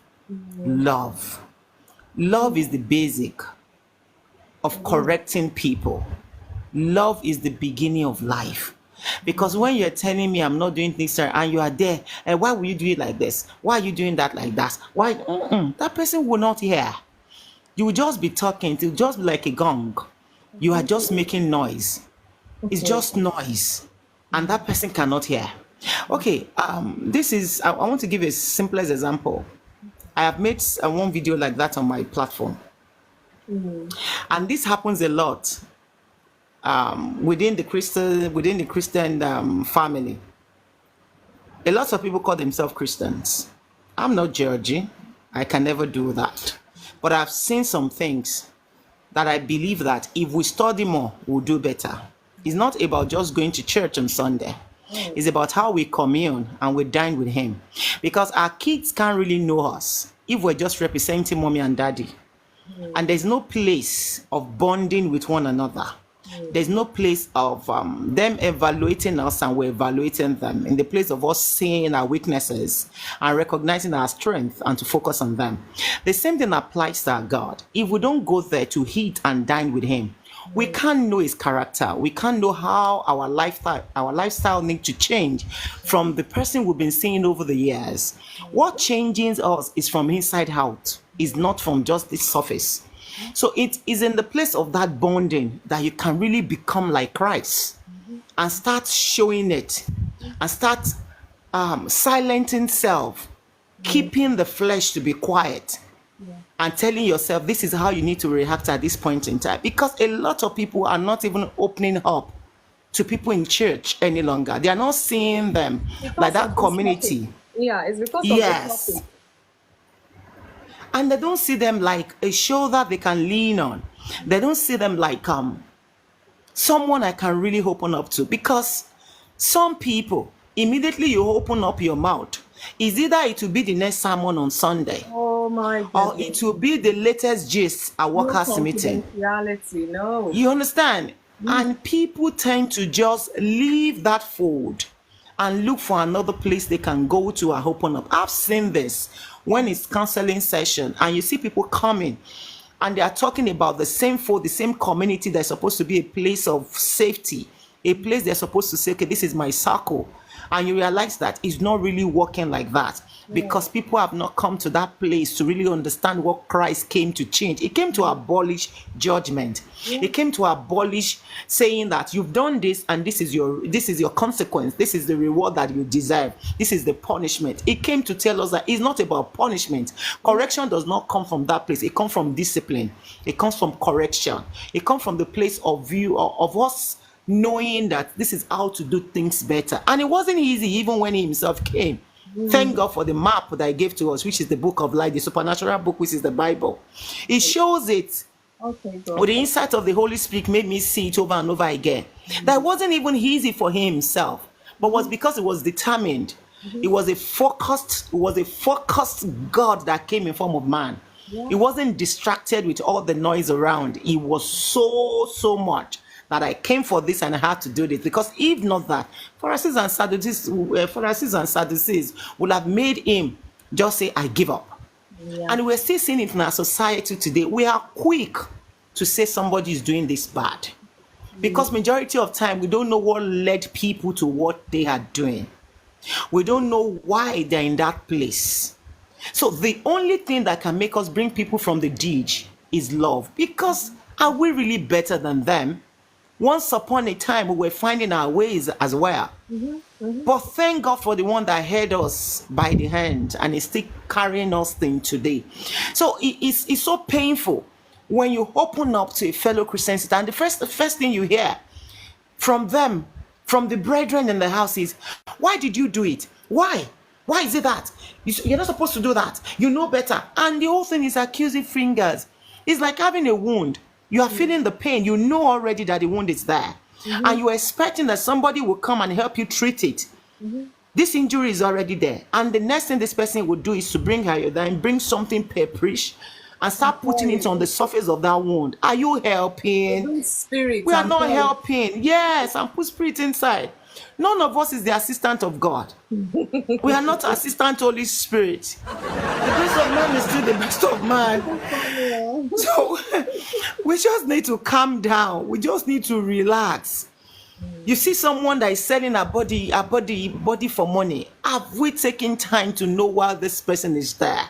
Some people went to family to help them. They seek for job and they are still asking for the same thing as exchange. And some people, because they don't know better, they decided instead of me to give it to you and still be working, I would rather go and sell it. There are a lot of things on the ground that we don't know. We just have to do better and just send love.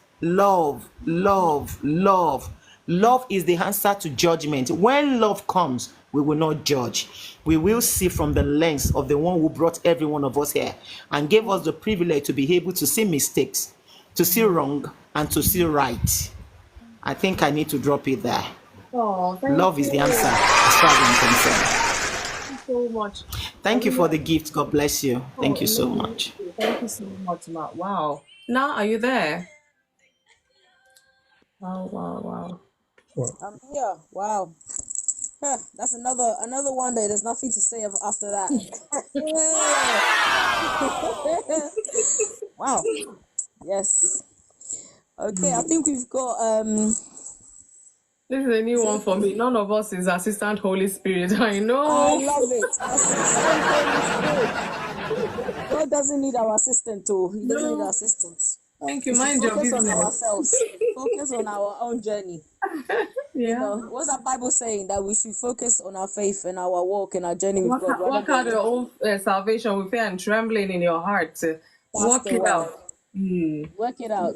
You haven't got time to be fixing other people rather than fix yourself and do your own. So I love that. I love that. Thank you for sharing. I think we've got, is it Leslie? Yeah.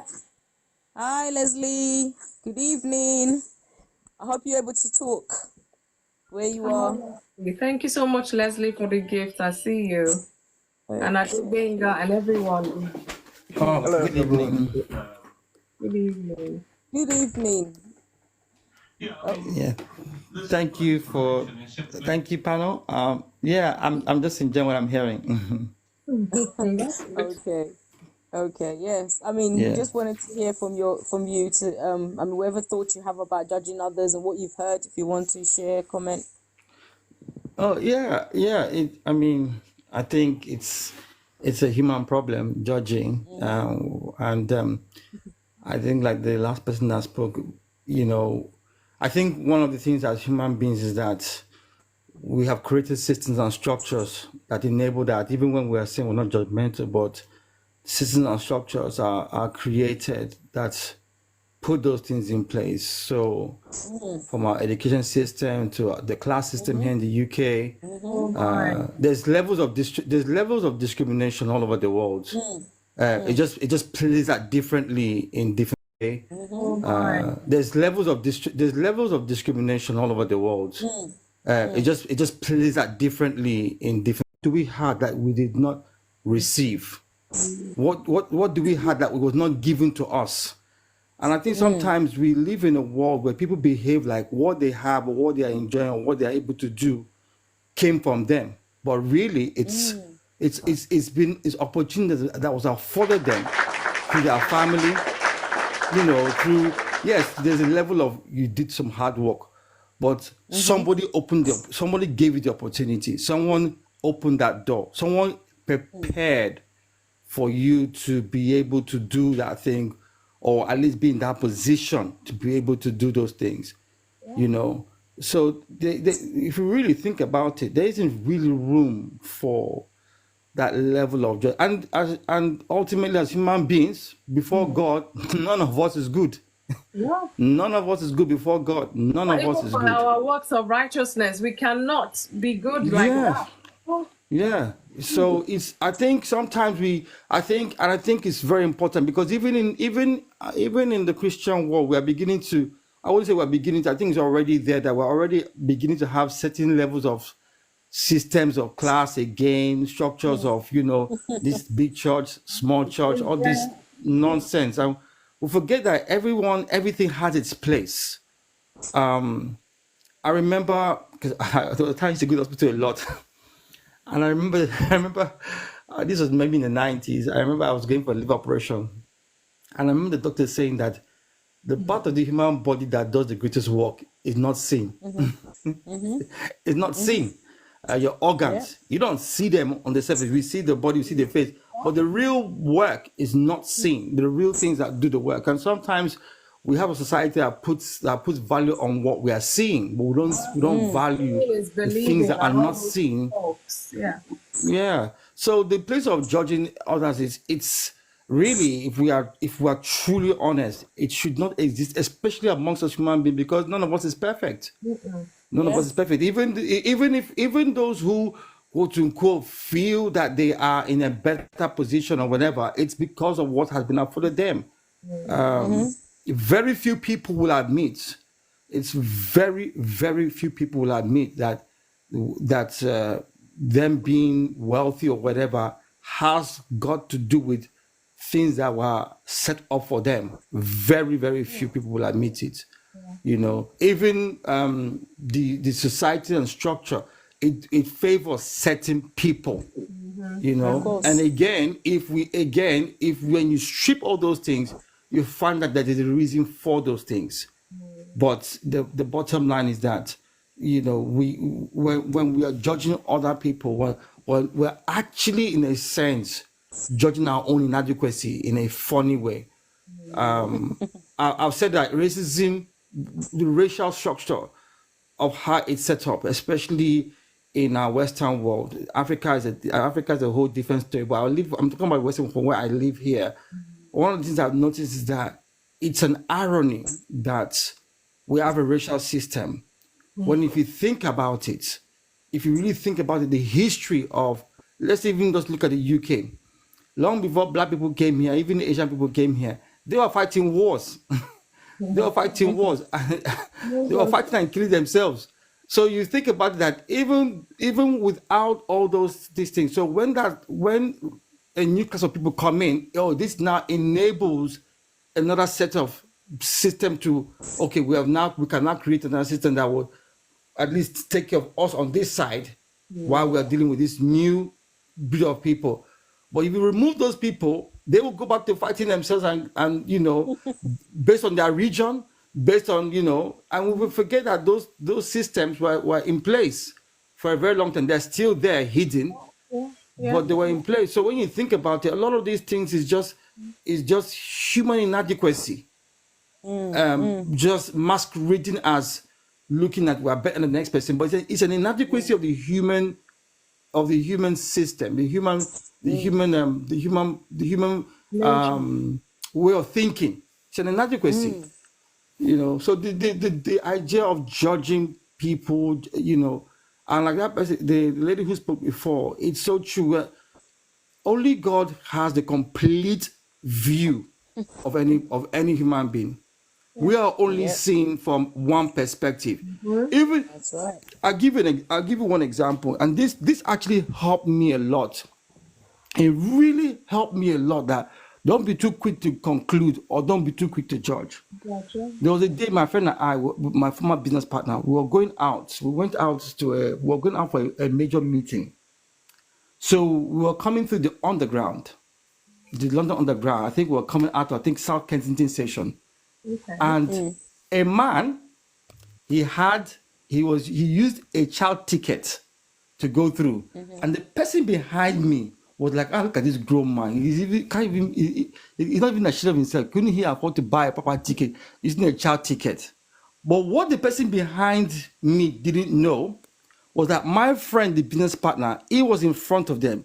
And the person behind me did not know that this person that used child ticket, his child used his ticket to go out in front of him. But you couldn't see the child because the child was in front of him. So you couldn't see because he's a tall man. His child was maybe 6, 7, so it was small. And his child used his ticket to go through while he used his child ticket to go through. But the person at the back was already judging and castigating him that, look at him, cheap, he's even using a child ticket. And just did not know that what they didn't see was his own child was using his ticket. Yeah. And that was like, wow. And right there and then I saw it that, wow. Because they only saw from their perspective. They didn't have the whole story. But my business partner who was in the front saw everything. And he just laughed. And he said, see how they're written this man off. They don't even know that the man actually have his own ticket. He just gave it to his child. And that is what happens a lot. And Yes. and I think I am beginning to see it play out more and more. More and more now, especially as black people in the UK, we're beginning to realize that we do have our own values. We are more than what people have put us down, and we're beginning to break that mindset of how other people see us, and begin to take back our place and say, hey, we have value in our lives. We do have contribution. We are people that have history and we have a future.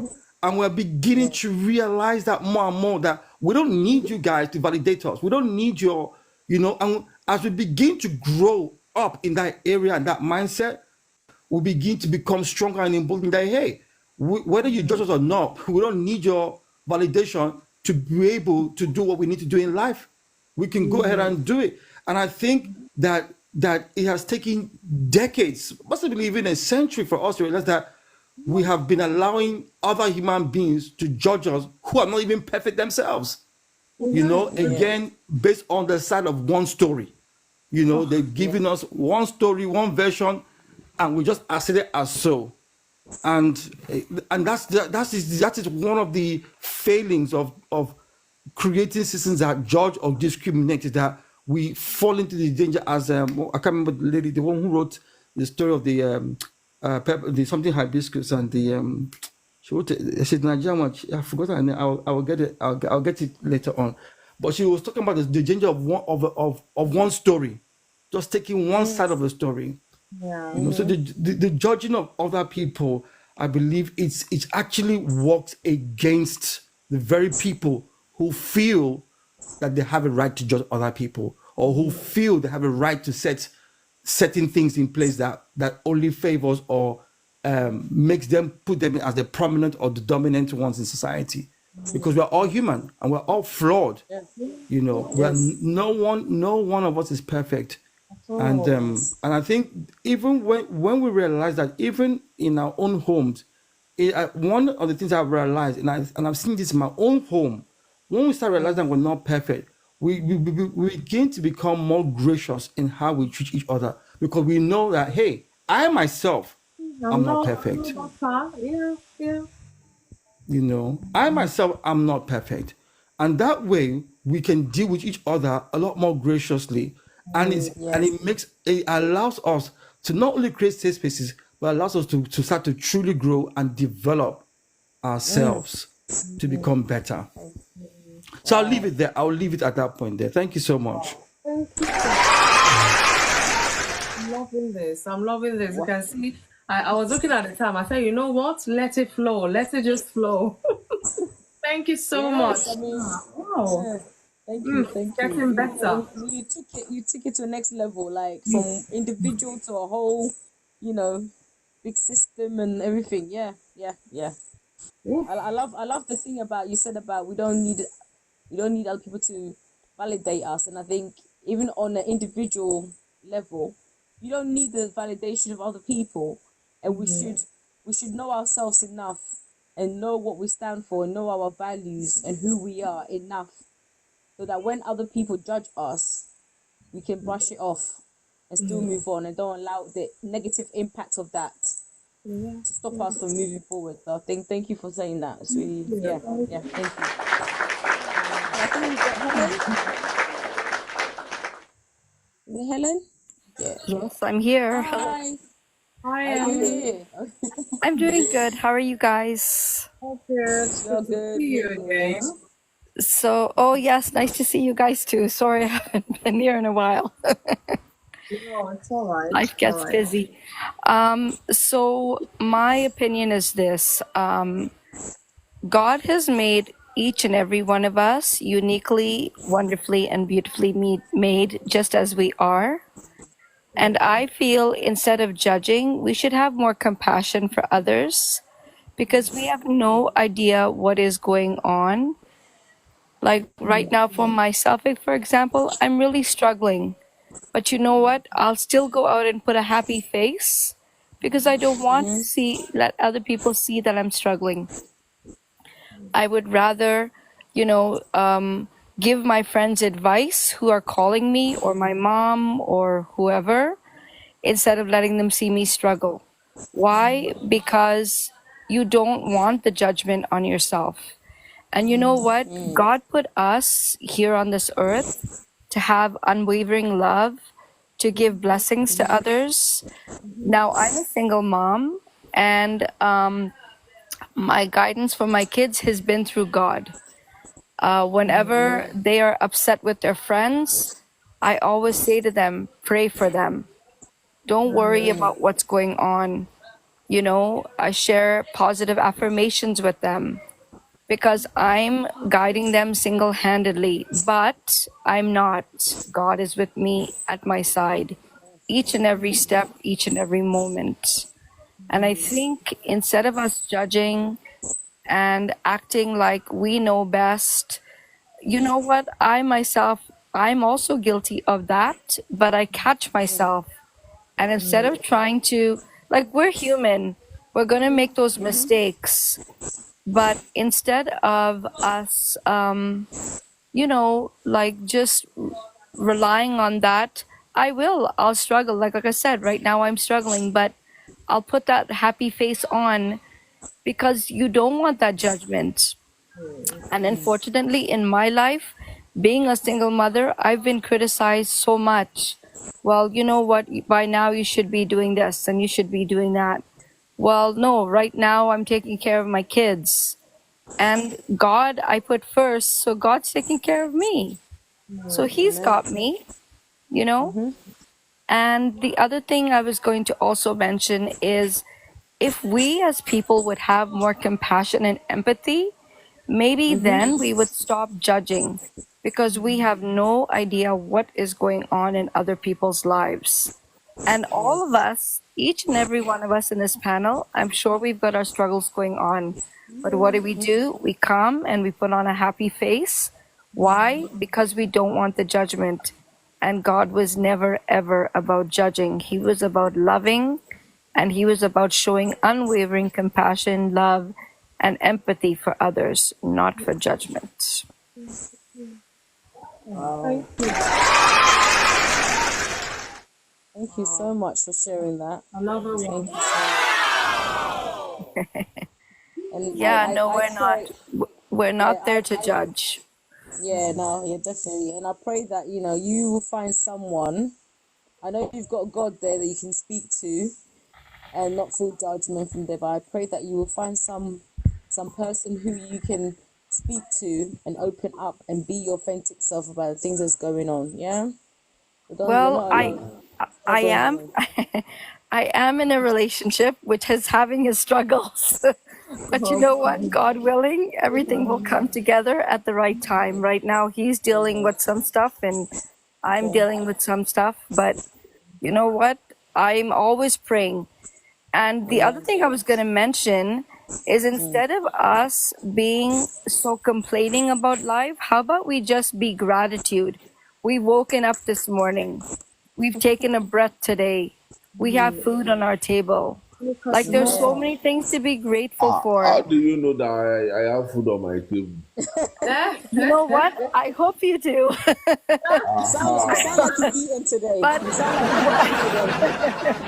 but what I'm hoping is Maybe not right now. Maybe you need to go and prepare the food. Well, you know what? okay. Okay. I'm living in Somalia. Unstoppable Mindset said, note, whatever you don't want someone to do to you, please don't do it to them. 100%. Yes. Agree. Yes.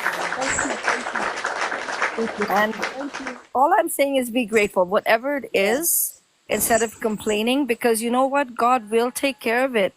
He might Having a not do heart it. of gratitude. We are the type that we want it now. We want it right now, here, Not now. patient Give it to enough. me now. It doesn't come like that. We've got to learn our lessons. We've got to go through our trials. Do you know, as a person, how many trials I've gone being a single mom? But you know what? It's raising my kids that's important to me. It's raising them because they are the next generation. And if we don't raise them well, then what are we leaving behind as our legacy? I mean, that's what my father taught me, God rest his soul. He taught me not to pass judgment on others. You know, it's not okay, because we should be about unwavering love and being compassionate, empathetic. And look at the world. Look how crazy it is right now. The world is Yeah. going mad. Okay. I don't even look at the news anymore because it's always about something so heartbreaking, so sad. So No. we should be filling ourselves with love. We should be filling ourselves with lots of joy and being happy no matter what's going on, because God's going to see us through. He always will. He's the As God long of as the you impossible. believe, as long as you believe, He will. Yes. Yes. Thank you. And the Thank you Bible for says, that. as the You're blessings, welcome. the Bible says, as the praise goes up, the blessings come down. So That's right. as long as we That's keep right. praising and No, showing no, gratitude no. to I'm God, He will watching. make a way for the blessings to get to us and That's meet our right. needs. Yeah. And thank Yeah. you. Thank you for sharing that. I think Bingo, maybe God wants you to fast.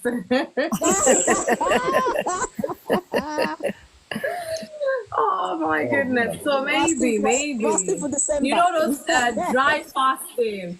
And Yes. honestly, by the time you start and you're thinking, okay, you will put in your heart how long for, and before you round up, you'll be amazed that people just knock on the door. I made this casserole. Do you want some or something? Yeah. You never can Where, Yes. where do tell. you stay? Sorry. No, we know Hey. you're just kidding. That's why I'm helping you to extend it. No, I want to come and be your neighbor so that casserole you want to bake, you can hand it over in I person. will post it. Oh, I'll post it. I'll send him Royal Mail. God help you. Maybe you get half of it. Oh no, I'm just kidding. Royal Mail will bring you within 2-3 working days. No, long. I was also going to say, with each Sorry, go on. blessing we've got, like the blessing of food, the blessing of a home, I think each time we also say, thank you, God. Thank you for this blessing. Guess what? It's going up straight to heaven. And guess Yes. what? He'll send more blessings down to us. That's what I feel. Amen. Amen. Amen. Oh, clap for her, God clap bless for her, you. clap for her. God bless you. Thank you so much, Helen. Thank Okay. you so much. Oh, you're Thank you. welcome. I like to share Thank you, my Helen. my insight. I've been told I'm very wise. So I think that's one of the gifts I've been blessed enough to get. And yeah, the last thing I was going to mention, and I mean, I could keep going on, but the other thing I was going to mention is whenever I meet anybody now, I always say to them, remain blessed. I always say to them, may God's favor be upon you. I always try to say it like no matter who it is, no matter whose lives I go into, Funmi, I'm always saying like thank you. I really appreciate you, because the appreciation is never there more so than it's what's happening for me, what's going on now for me, and we forget that, hey, you're taking the time out of your busy life to be here to do this life for all of us. Why can't we be grateful and thankful to you and give our blessings back to you? Thank you so much for saying Yeah. that.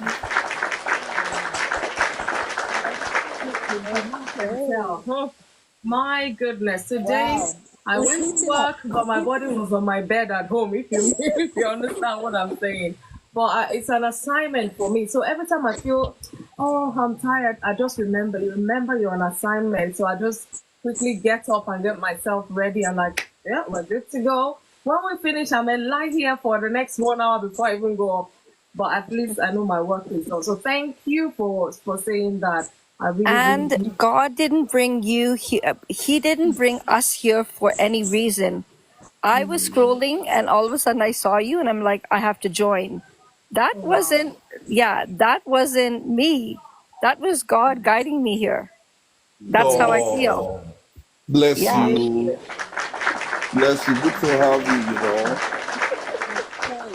Thank you In for fact, sharing that. Adebenga, do you want to add to all of this again? I don't know, maybe you have 1 or 2 or 3 to add to it again. No, No, no, I no, was no, just no, no, going to no. say, It's everybody has spoken so well. Thank you. Okay. we've Yeah. got sorry, is I it was just Debbie? going to say one more Go on, thing go on.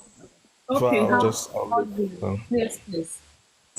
It's just a caution by Paul in his book, Romans chapter 2, verse 3 says that we should not judge others while we are committing the same sin, but also reminding us of God's ultimate judgment. So why I'm saying it is because sometimes we have to do like a self-reflection of what we are judging others of. We have to do an in-depth examination of ourselves, our lives, and our actions before we can now place judgment on others. Judgment, no, it's not good to judge, but at all time that we find ourselves in that position to judge, we should first reflect and know, oh, this thing that I'm about to do, what about my own person? What about my own self? And then when we have done that, it's also good to like do like to do self let's say like self improvement. Like we improve on those things that that we have learned or that we're about to judge others of, that we are guilty of. Then our auntie did made a statement. It talked about love, which is good. Love covers all multitude of sins. But in as much as we are going to be compassionate, love people who tend to judge, it's also good that we kind of admonish them about that part of that, taking that part of, or what led them to the actions that they have done that made people see them to be judged. So instead of, it's good to love, but not all the time loving, because what we are doing is that we are breeding negativity. Sometimes we should also call them and chastise them. We should admonish them, not judging them, but admonish them so that they can self-improve, come out of those sins, come out of those things that have made others feel that, oh, I should judge you. And I think when we do this, the world will be a better place for us all. Thank you very much. Thank you. What saying is one of the things I mentioned when I was giving the talk, as in, when you want to even chastise or correct, it has to be in love and with grace, because even you're not perfect, but we cannot just sit and look at, our loved ones doing the same mistake over and over, whatever. So there's a way to approaching that person, and that's what we're talking about, correcting in love.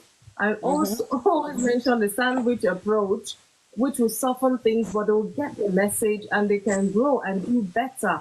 If you're coming to me with a problem, you best bring the solution as well. Because for you to have seen that I'm not doing this thing right, I'm this, I'm that, and all that, you must have a solution. Otherwise, maybe you should not even approach me, because you can't just attack me like that. And I'm like, okay, what do I do? Because you've seen this in me that I haven't seen, then you should prefer that solution as well. But if you're not there with that solution, because that's the only way I can grow. You understand? Yeah. So maybe that way, compassion will set in, love will set in, like, oh, my brother identified this in me, and he's even advice. It might not be the best of advice, but they say something to say, wow, this thing you did, But you say what, and then say, how about this? You can even bring one or two approaches, and they'll be like, wow, this, I've learned, I'll do better the next time. And that's what we're supposed to do with one another, rub off on each other positively as humans. I don't even need to be close with you to correct you in love and with grace. That's what we're there to do. Because if I don't do it, if you're hurting others, tendency is if you don't even hurt me, you might hurt my husband, you might hurt my children, but I haven't done anything to help you even do better as well. We need to be sometimes responsible for one another in love and with grace, with compassion. So there's a thing I'd like to give a point to that. Yeah, please. I'd like to give a point, because that's a very good point you've made. And I think sometimes people don't understand what love with correction looks like. And I know people think they're correcting, but they're really just saying it, but they're not. But if you think about how God corrects, he corrects because he's bringing in, he wants to bless you. He wants you to be blessed. So I'll give you an example. You know, like people will tell somebody lose weight, but you won't go and pay for a gym membership. You won't go and help them buy trainers. You won't go and help them. You know, you won't do something that would actually it just saying something. You know, every 30 minutes, so time, I'll be at your house, even if it's jogging or something. Yeah, you won't. Yes. One of my very good friends, and one reason why why he had become one of my very good friends was he helped me in terms of stocks and shares investments. He didn't just tell me go and buy stocks. No, he didn't do that. He actually sat down with me, and this wasn't like one day to this is like over a 6-month period.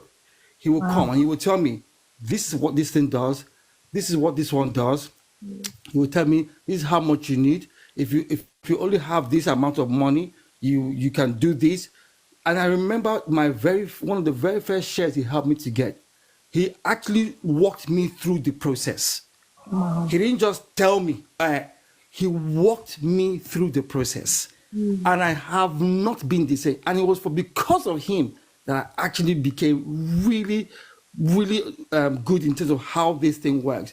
If not for how he taught me, I've heard people who would tell me, buy this, do this, get this stock. And I'm like, okay, yeah, wonderful. But no, he didn't just say it. He actually showed me the process and showed me how to do it. And then not only that, he now even gave me a strategy of how to do it every 2-3 months, every 6 months. Wow. And I was like, wow. So it wasn't just, this thing, but the love in terms of our friendship drove him to now show me how things were done. And I feel that sometimes when people want to correct, it's the aim of correction. And I think biblically speaking, when God talks about correction, the aim of correction is to put one in a position where they can be blessed. It's to help one, or else it's just critique. It's not correction. I think people don't understand the difference between what correction is and what criticism is. Correction, biblically speaking, is always to bring the person to a place where they are in a position to be blessed, where they can become better. You create. It's like when Jesus was talking to the man from the man who was lame. He healed the man. He still rebuked the man, but he healed the man and then told him what to do. And I think that we forget that it was a process of, yes, I'm going to heal you. He healed, but he also corrected. He didn't just correct. He healed and he corrected. And I feel a lot of times when we talk about love and correction, people don't understand that if we are going to correct, the aim is to make that person better, or else it's just criticism. I remember before we bought our first car, most people would just tell us, you're not driving, you're not doing this. And I'm halfway come and tell me, if they are so want you to drive, are they giving you £500? Say, hey, here's money to come and buy your car. Here's the first amount. You know, it's not just to tell. I know I don't have a car, and it's the reason why I haven't got a car yet. And I remember the day I was going to get my very first car. A brother from someone we used to go and fellowship, he came down to our house that morning. And he came and helped us buy our first car. He didn't just tell us go and he actually came, sat down with me, helped me to get, and now my first my bucket. I've bought many cars since then, but he helped me to do it. He didn't just tell me go and buy a car back and then didn't put any money. And I think sometimes people are so quick to tell people what to do, but they never really follow through. It's almost like they feel no, it's a follow through. The real correction always helps the person to go to that next level. Wow. Thank you. That's Lovely. Thank you. This getting heated. I feel fulfilled. Oh wow, that's amazing. There's Gabby in there, and we almost missed you, or I almost missed you. That's why I was trying to interject. But today is great. It's getting yes. The other thing I was going to say also is when we do judge people, we have to go back and apologize and make amends and take accountability for our wrongdoing, because we know that as human beings, that process we have to intentionally dragging it out of ourselves. So therefore, when we do make the mistake, and we make the wrong judgment, like we said, we're not perfect. So just be human and say, you know, I'm really sorry, sis. I'm really sorry, brother. I didn't mean to be judgmental, you know. And just apologize and take accountability, and then we can go and self-reflect on why maybe we did that and try and then work on ourselves. So I love it, you know. Thank you. Can I bring on Debbie? Hello. Hello, good evening. Sis, are you there? Debbie D. Good evening, Yes. everyone. Good Good evening. evening. Welcome, Good welcome. evening. Welcome. Good evening, Lady Lady, Fumi. you're You've been welcome. inviting me, and I'm declining, but you keep inviting. I know. I'm like, you're there. I want to hear from you. Yes. We Well, want to.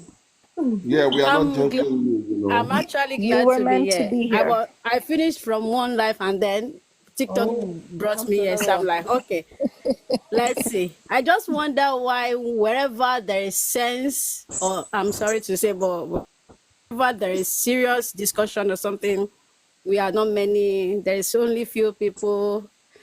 I don't know. Maybe because the truth is always bitter. Yeah, the fact is not Don't It's worry. right. It's okay. okay. one We're one not gonna life stop. at a We're not time. gonna stop. One of the Yes. things, you know Yes. what?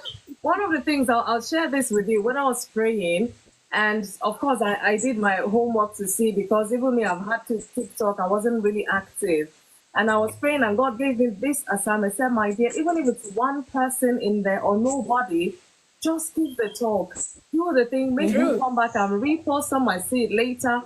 And look, if it's one person, my goodness, I teach with all my heart. I talk with all my Your heart. life will be touched. You know, so Hey, that's clap it. for her. We don't get Okay, clap where's my here. clap? So No, I was it's clapping true. for you. I was clapping for you. Oh, thank you. Th- Thank you. Thank you. Well done. God bless you. Amen. God bless you. Amen. Amen. Everybody has spoken, and I'll say our wisdom, the pot of our wisdom will not go dry, and the oil Amen. is will continually flow. Amen. Amen. Lady Unstoppable, I don't know, when you came in with hammer, scissors, saw, nail, and everything. No. She was a tailor and a You- carpenter and all in one. That's why I Oh, miss her so much, because it's like no nonsense. Let's call a spade, you know? to be honest, she broke everything down. She broke the table and still repaired the table. Yes. Seriously. Exactly. And she said, we are not assistant Holy Spirit, which is very true. Hey. I love the fact that most of us here are Christian. And it's funny that this thing we are talking about, it happens mostly amongst us, we the believers. We are when they are talking about chief judge, we are the one on the highest seat. We wear the crown. We are the odogu of judgment. We judge Really? seriously, we do. I'm sorry, but it's what we do. We do it with passion. Like, Oh, we don't wow. need to know the person before we judge them. And I think it's one of the things we all need to work on. I'm working on it myself, because I know, like, I don't know who said it, that it's natural as human that we judge. It just takes the work of the Holy Spirit and you be in connection with your God to restrain from it. It's not easy. It's a lot of work, but I think if we learn to be kind, we will be able to restrain from judging. What makes us judge is because a lot of us are unkind. Most of us, we hide our judgment, we hide our behavior, we hide everything we do under religion. And I was making a joke with my sisters once, and she said, African, in one way or the other, I'm a Yoruba. She said it in Yoruba. She said, Agbe, what is it called? J Siwaju Eshu. As in, we put J in front of Eshu, which means Satan, and which means we still practice our culture while in the religion. So we are not fully following the religion, we are not following Christ as we are supposed to follow. We are following Christ based on our culture. based on how it suits us. So because what you are doing does not suit me, I will judge you, and then for no reason I've put you under a condition to act a certain way. Before we know it, you see people, we see young children committing what they are not supposed to commit because they hide a little mistake because they are avoiding being judged. Yeah. We see someone that makes mistake, instead of you to call them in love, embrace them, talk to them, even if you will scold them, you first embrace them with love. Then you can tell them how what they did is wrong. In fact, Lady Unstoppable, she said a lot about how people, you see somebody that fell pregnant, you already judge. You see a lot. Somebody was saying, "Oh, I'm a virgin," and I said to her, a lot of girls actually want to remain a virgin till they marry, but some of them actually, it was taken from them by force, by people that are supposed to protect them. Who do we blame for that? Who do we blame for that? But because you have the grace to be able to keep yourself, you believe you are all that. There is more to life. So we judge based on different things. And like Yoruba always say, you started, you already blame your parents. Oh, they are poor, they didn't make it, they didn't work hard. That's why I'm interpreting it myself. I'm sorry. You already an adult. Now you are in the journey of life. Yeah. We judge our parents, we judge our pastors, we judge everybody. Poor people, we judge the rich. Every rich person we see in Africa have done ritual. Ritual mindset. It's true.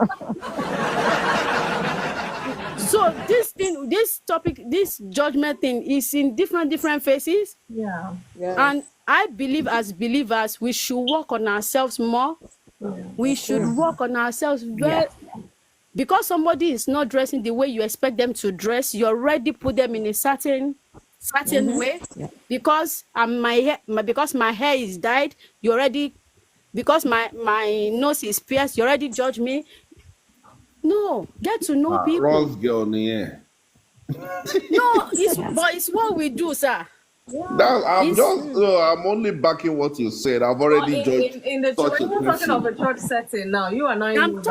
You know why I'm saying it in a Christian settings, because most of us, everybody that has spoken here, has spoken based on their Christian. That's why it's good that we all know that it's in the Bible that we should not judge, but we are the King Kong of judgment. You see a girl, God made her shapy, she is curvy, but you don't know her from nowhere because you've seen that she's curvy. You already judged her that she sleeps around.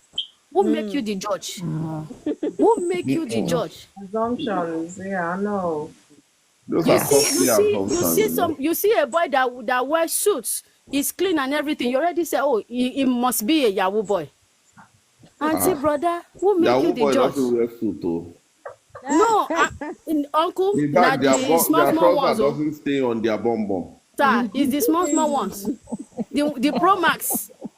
Hey, so there's a Pro Max. Amazing. Benga, leave me alone. Mr. Benga, beg. It's something we naturally do. It's more or less like it's in our subconsciousness to do it. Yes. And I'll plead with everyone, if you are still in the journey of learning how to not do it, please continue the journey. Let's learn kindness. Kindness will help you a lot to be able to restrain from judging people. It's not easy to judge people. It's not easy. There are times, you see, when I first knew about these Agege people, you should know who I'm talking about. When I first learned about them, the first thing that come to my mind is, these people are mad. I judge them a lot. But as I grow in my faith, I realize a lot of people are not okay. A lot of people are struggling. Something happened in their upbringing. Something happened somewhere. Somebody somewhere tampered with what they knew or their upbringing or something like that. Maybe even a religion reader they've trusted betrayed them. One way or the other, something happened in the journey of life that made them who they are. But you don't know because you've never experienced it before. You have parents that trained you. Your parents sent you to school. You have a good life. You don't have any challenge. The only challenge you've ever had in your life is maybe you are hungry, you have a little stomach ache, you have a little headache. You've judged somebody else that have seen. Hello. Are you sure? Even the Holy Spirit is scared of some of us. Even the Holy Spirit is scared of some of us. Because sometimes the Holy Spirit is trying to knock the door of our hearts, but no, we are not in connection with that.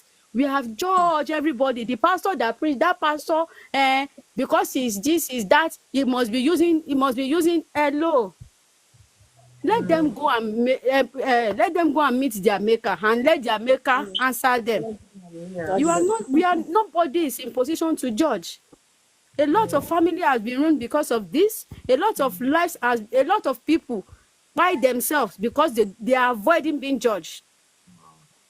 Yeah. I'm sorry, I'm not on fire. You see, people, that's why I want to go and sleep. No, okay.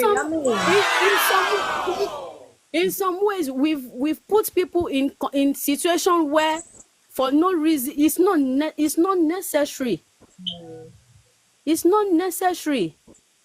A girl got pregnant because she's afraid to be judged, and in church, and we that grew up in church, you will know that once you get pregnant as a young girl, they will call you out in the middle of the church. They would call your family out. If your father or your mother happen to be an elder, Otilo.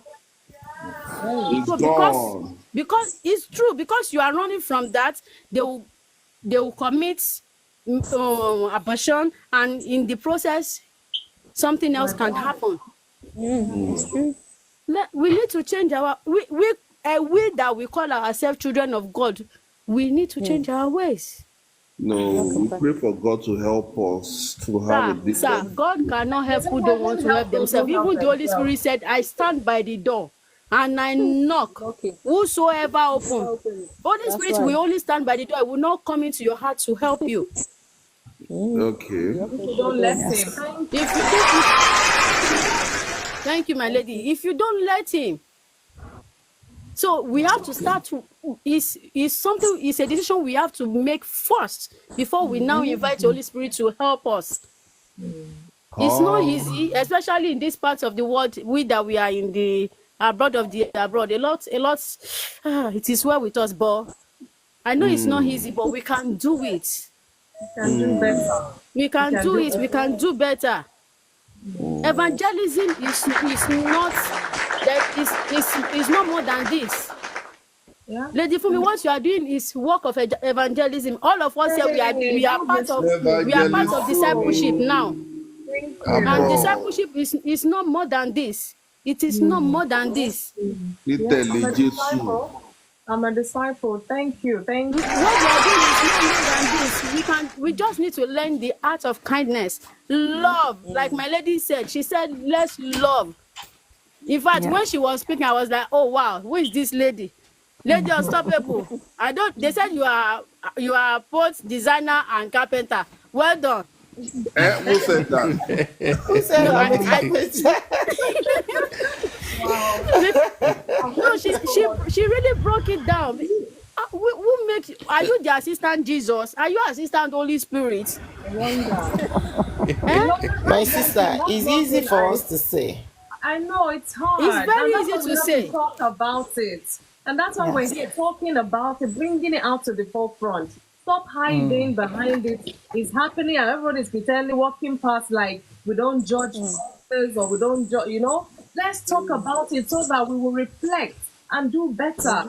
And this is one thing I really love about my profession as a counselor. Any client that walks in through that door, I cannot judge them. We give them unconditional positive regard because I've not walked their shoes. I don't know what they've been through. I have to be in that space without bias, without judgment, without anything. Because you're helping them to be better. For somebody to say, I need help, I need somebody to help me. And then they now come and they're telling themselves, you mean you did that? You did needs to. No, I can't do that. It's even against the ethics of the profession. No matter how heavy or whatever it is, no matter, in fact, some people come condemning themselves already because of life experiences. It's now for me Don't do to it in church. it's now for me to find that grace in their story to let them see that it's not all what you're thinking. They never would see because all they've been hearing is being judged, all the condemnation words, all of those things. And you have to help them out of that space. So who am I to judge who? Am I any better myself? We're all trying and striving to be better than the we of yesterday.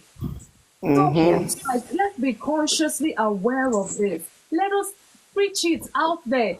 Don't just stop on inside. When you go, let us, bring discussions in our own corners or wherever and talk about these things. This is the only way we can do better.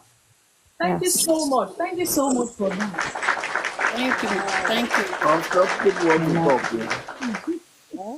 We have another guest who happens to be my way long brother. Oh, okay. Yes, let's give him room. You do the introduction. Do the introduction then. Yeah, okay. So I have my brother here, my brother from another mother. Wale is good to see you. It's been ages. I hope you can speak where you are. Guys, this is my brother. When I say my brother, he knew me as a teenager. So please, let's clap for him. Awesome. Welcome, brother. We celebrate you, brother. Welcome. Thank you very much. Thank you all. I really appreciate you. It's always very exciting to be part of this discussion. It's an avenue for us to also share, learn a lot. I'm here to learn. I'm here to learn. I've been able to pick up a few things from previous guests, from other contributors. I will only come in with this: judging. Who are we to judge? Exactly. Who are we to judge? Most people who end up judging others, I think it's more like trying to see themselves having a kind of edge above others. Oh my, I need to take this call. I promise, I'll call back. I am into it. I'll call back. I promise, I'll call back. Oh, wow. Oh my. We'll wait for him. Guys, honestly, it's been an amazing time again. Thank you so much. As I know, I know I can't do it by myself. If you're not here, I would still do what I can do, but it won't be life, because I don't have all the life experiences. Even if I've shared all of mine, that's why we need to rub minds. And the people on the FYP page listening, I want to believe this is a blessing to them as well. These are things we need to openly talk about, not just whispering or not even acknowledge it exists. This is whether in the Christian world, normal world, wherever people judge, and for always mostly the wrong reason. And that's why the person I'm supposed to be relating with, because I've heard something, I've judged them, I'm cutting. I think I'm doing them, I'm doing myself. So maybe God has even assigned them to bring a blessing to me, but because somebody have said something and now put them at arm's length, it's me that is losing out, isn't it? I'm back. In our imperfection, we will be a blessing to others. Are you back? Yes, I'm back. Back. I'm back. Thank you very much. So, as I was saying, a lot of people who end up judging others, probably because it's a kind of, trying to see themselves above others. That's what will lead us to see that. If anyone shares with you, they have gone a step ahead by seeking a solution to their problems. It's a thing for you to have an issue, a problem, a challenge, and just keeping quiet about it. But deciding to ask people for help, you have actually taken the right step in the right direction. Then, it's not enough for us to just preach empathy. Rather, let us practice empathy. It starts with a smile. Yes. A smile that will push you beyond a mile. that will open doors for you. If you start with a smile, then you put a mirror before yourself. Amen. You put a mirror before yourself and you see yourself in whoever is approaching you for assistance, for help, for guidance, for whatever, for counseling. You are not better, as Fumi said earlier. You are not better. Each of us, every one of us, do have our problems. If mine is not the issue today, it doesn't mean tomorrow is gone. Let us endure. Let us put a mirror before ourselves and let us start empathy by putting a mirror. Start with a smile and put a mirror before yourself so that you see yourself in whoever is talking to you. May God Almighty be with us, be our guide, and be our guard, because we don't know the next step we can also take in life. Thank you very much. Oh, thank you. That's beautiful. Hey, this is getting better and better. We will not sleep tonight, though. We'll So much sleep now. after Over this to you. discussion. Yeah, I think the unstoppable mindset says she wants to say something. Are you still there? Oh, okay. Yes, just briefly, Yes. because I could see that the time, but it was just the intro, how Debbie started and from where Mr. Leslie stopped. I just want to remind us of this. I know majority of us here, we know it, and I know there's still some people out there who are not, they don't love Bible, they don't even like it, they don't even acknowledge it. But I just want to throw it out there that if truly you want to navigate right, you need it in your life. It's not a novel. It's the book of life that shows the map route. But how because some people who tend to call themselves the servant of God came with imitation, make some people to think that this is no more real. It's real. It's working. If you study for yourself and you study for that which he has called you to do, and you study to know him more, you will realize that it's not about pastor, it's not about the brethren, it's not about the deacon, it's not about all those titles.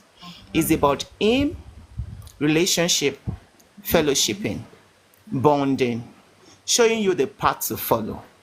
The simplest one I would love to drop is Luke 15. The Father shows us a perfect example of what is expected of every living being. Being a Christian or not being a Christian, how we need to relate with one another. How can a child, I'm putting myself in this situation, I am blessed with 3 nations. For one of them to come to me while we're still alive, ill and healthy, and open his mouth to say, Daddy, Mommy, give me my inheritance now, I need it now. Just let me have my share. As a mother, and with my wonderful partner, I know that there will be this heartbreak. We taught you right.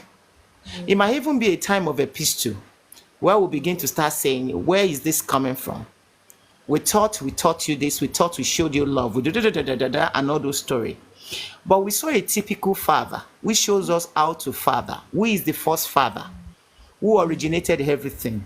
He didn't say any story. Instead, he gave in to him.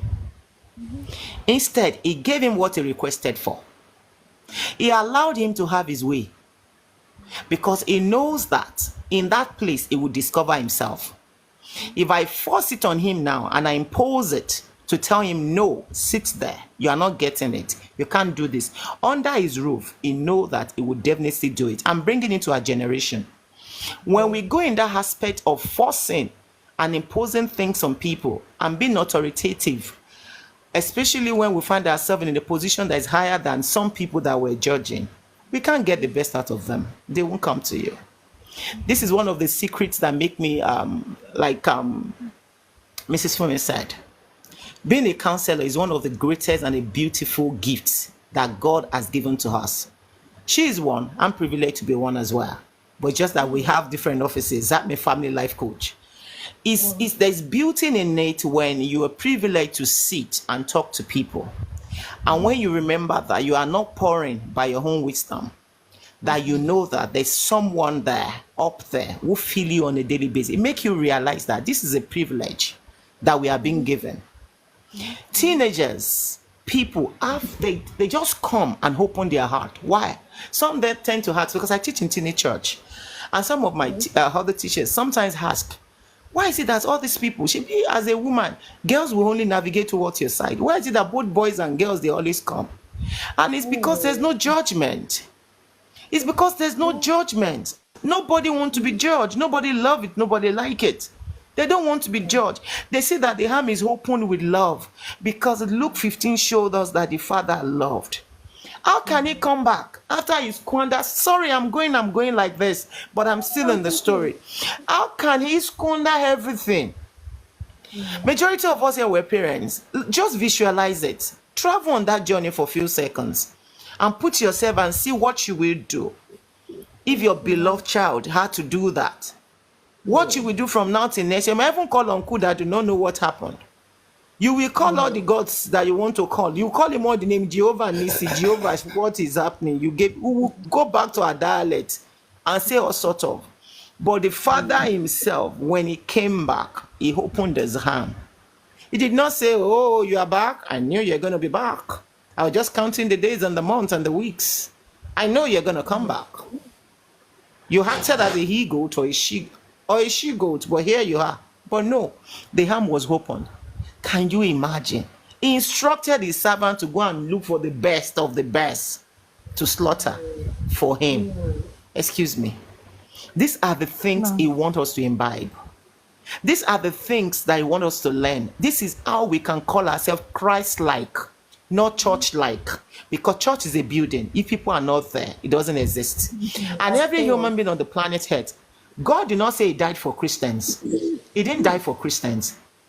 So for us to know that we don't have a qualification that makes us better than anyone out there, he introduced himself to us. He drew us closer. And the more we go deeper, we realized our sonship. And we took our emblem and we wore it. We are now enjoying the benefit of being a son. And that's what majority of them are not experiencing outside, because they are not in the fold. But he still loved them. He gave himself to love them. And he expects that this same love he gave in John 3:16 is still the same thing we should take out there. So even in the place of correcting, if love is not there, if the undertone is not love, that you want to bring somebody out of trouble or out of something, then we are not passing any message. We are only crucifying them again. And I believe Christ does not want to be crucified the second time, because he has done it even before we came here. So we're not supposed to crucify anyone. My son asked me a question once to one of my nations. Very profound question. Because of all these things we see in the society these days. He asked, "Tell mommy, all these lesbians and the other one, we know, let me just say the category, because this is TikTok. I don't want to mention it, so that category of that set of girls to girls, boys to boys." And said, "Mommy, how can I don't like them." One of them said, "I don't like them. I cannot even be friend with them." And I opened my mind. Look, I sit down, son. Thank God there are three of them. I said, "Sit down, guys." And they sat down. I said, "Excuse me, you will love them." He said, "Mommy, why?" But they are not doing what they're supposed to do. Then I said, "Excuse me. 1/4 of these people are nice people, lovely people when you get to know them. But you know what is their problem? Identity. Majority of them are looking for more. Looking for more in wrong places. Because when you are insatiable of what God has given to you, you are saying what economics said, that human beings are insatiable. But if you understand what God has given to you, that he created you in his image and his likeness, you will know you're enough. You know I'm a man and I am a man.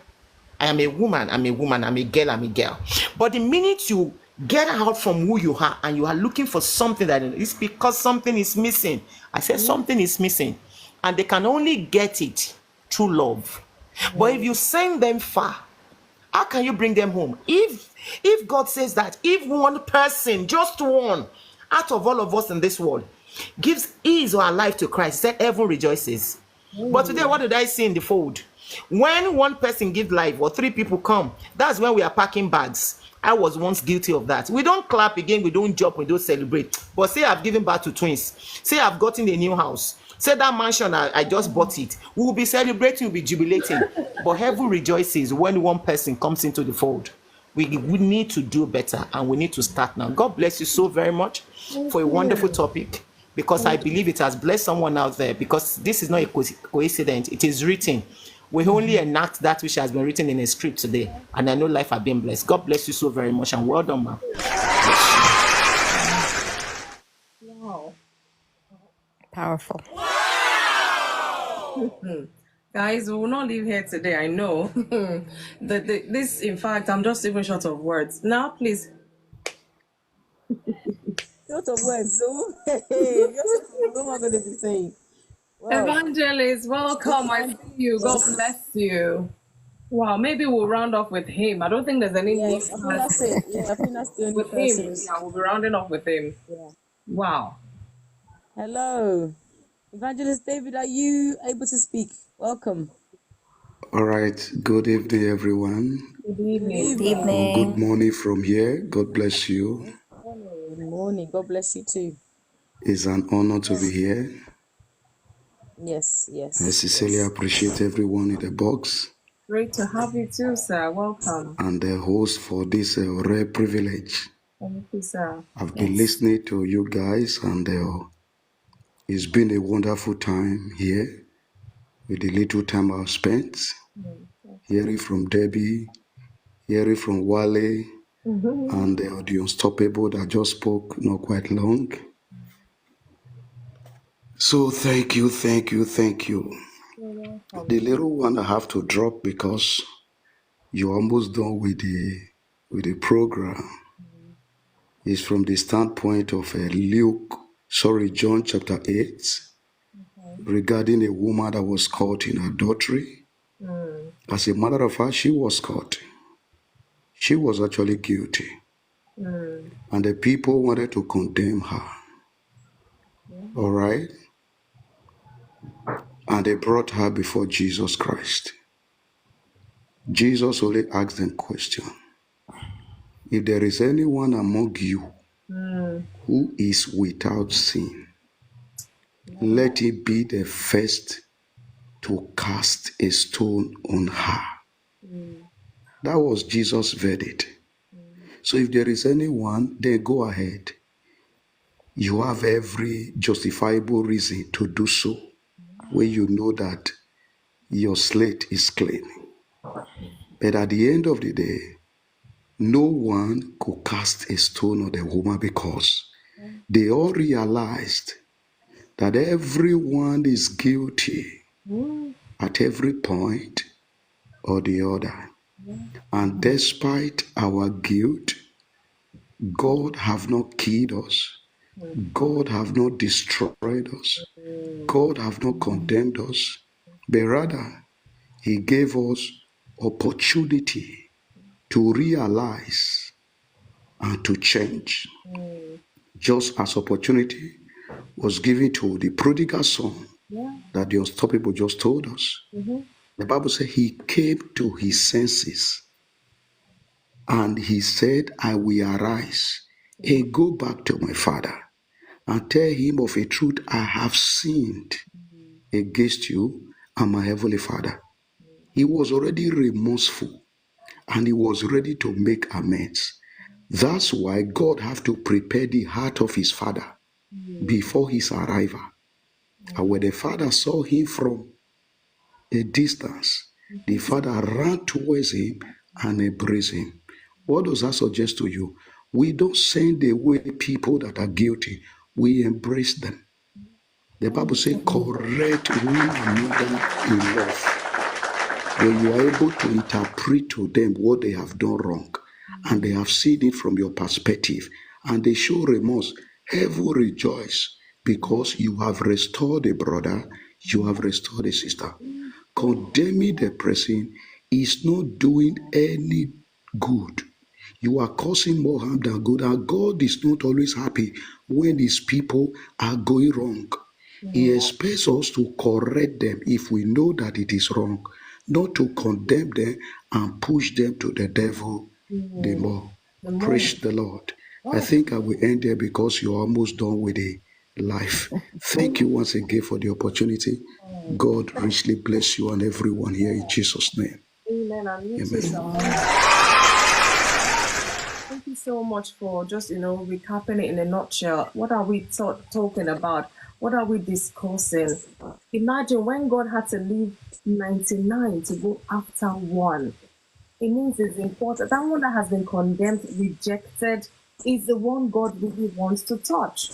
He has not come to save the saint, the righteous one. He has come for the sinners. So who are we to judge the one God has not judged?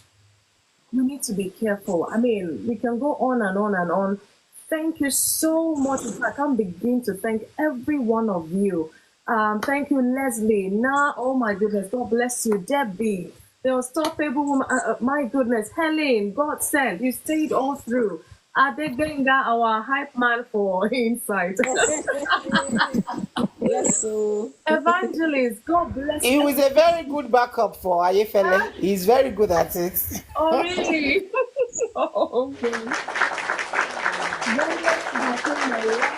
all the people that have spoken that left as well, because I know different times. God bless every single one of you. And my own thing that I'll just say is, let all this kind of talks, let it not end here. Any opportunity we have to tell somebody about this truth we've brought to the forefront today, please reach out to them, let them know. And let us not be found being the one condemning or judging people because of their past, because of their mistakes, or because of whatever it is we feel. It says in John 7:24, do not judge by appearances or judge with right judgment. You and I know that how can we judge rightly when we don't know the truth of the whole matter? So avoid judging, but rather let's correct in love. You want to correct somebody, make sure you have the backup. Make sure you have ways that they can do better. Don't just put the thing on them and off you go. How are you helping them to truly be better? Because if not, otherwise there's no point addressing anything really. And I pray that God will continue to help us. God will continue to strengthen us. Even if we find ourselves in this as a weakness, the Lord will strengthen us. That our eyes are open now. The Bible says you will know the truth and it will set you free. We are not going to judge anyone ever again by the grace of God. Rather, we will love and correct in love with grace, with empathy, with compassion, like Jesus would. Let us always bear that in mind. As we go to sleep, I pray our sleep will be sweet and sound by the grace of God. Will be refreshing, to take on another day. Guys, thank you so much. I love you all. Thank you so, so much. God bless you. Wherever you are, whatever nation you are, have a lovely, lovely night rest. If you're just going into work, well, may the day be fruitful for you as well. Thank you so much, everyone. God bless you. Have a lovely, lovely night rest. Don't forget, I'll be back on Thursday by the grace of God. We'll be talking about marriage relationship. This one coming, you don't want to miss it. That is it. This is the only place we'll talk the truth to ourselves so we can live better. So 8 p.m. UK time on Thursday. Please, guys, let us be here. I will see you then by the grace of God. Have a lovely night. Bye, guys. Bye. Hey, everyone. God bless you. Good morning. God bless you all.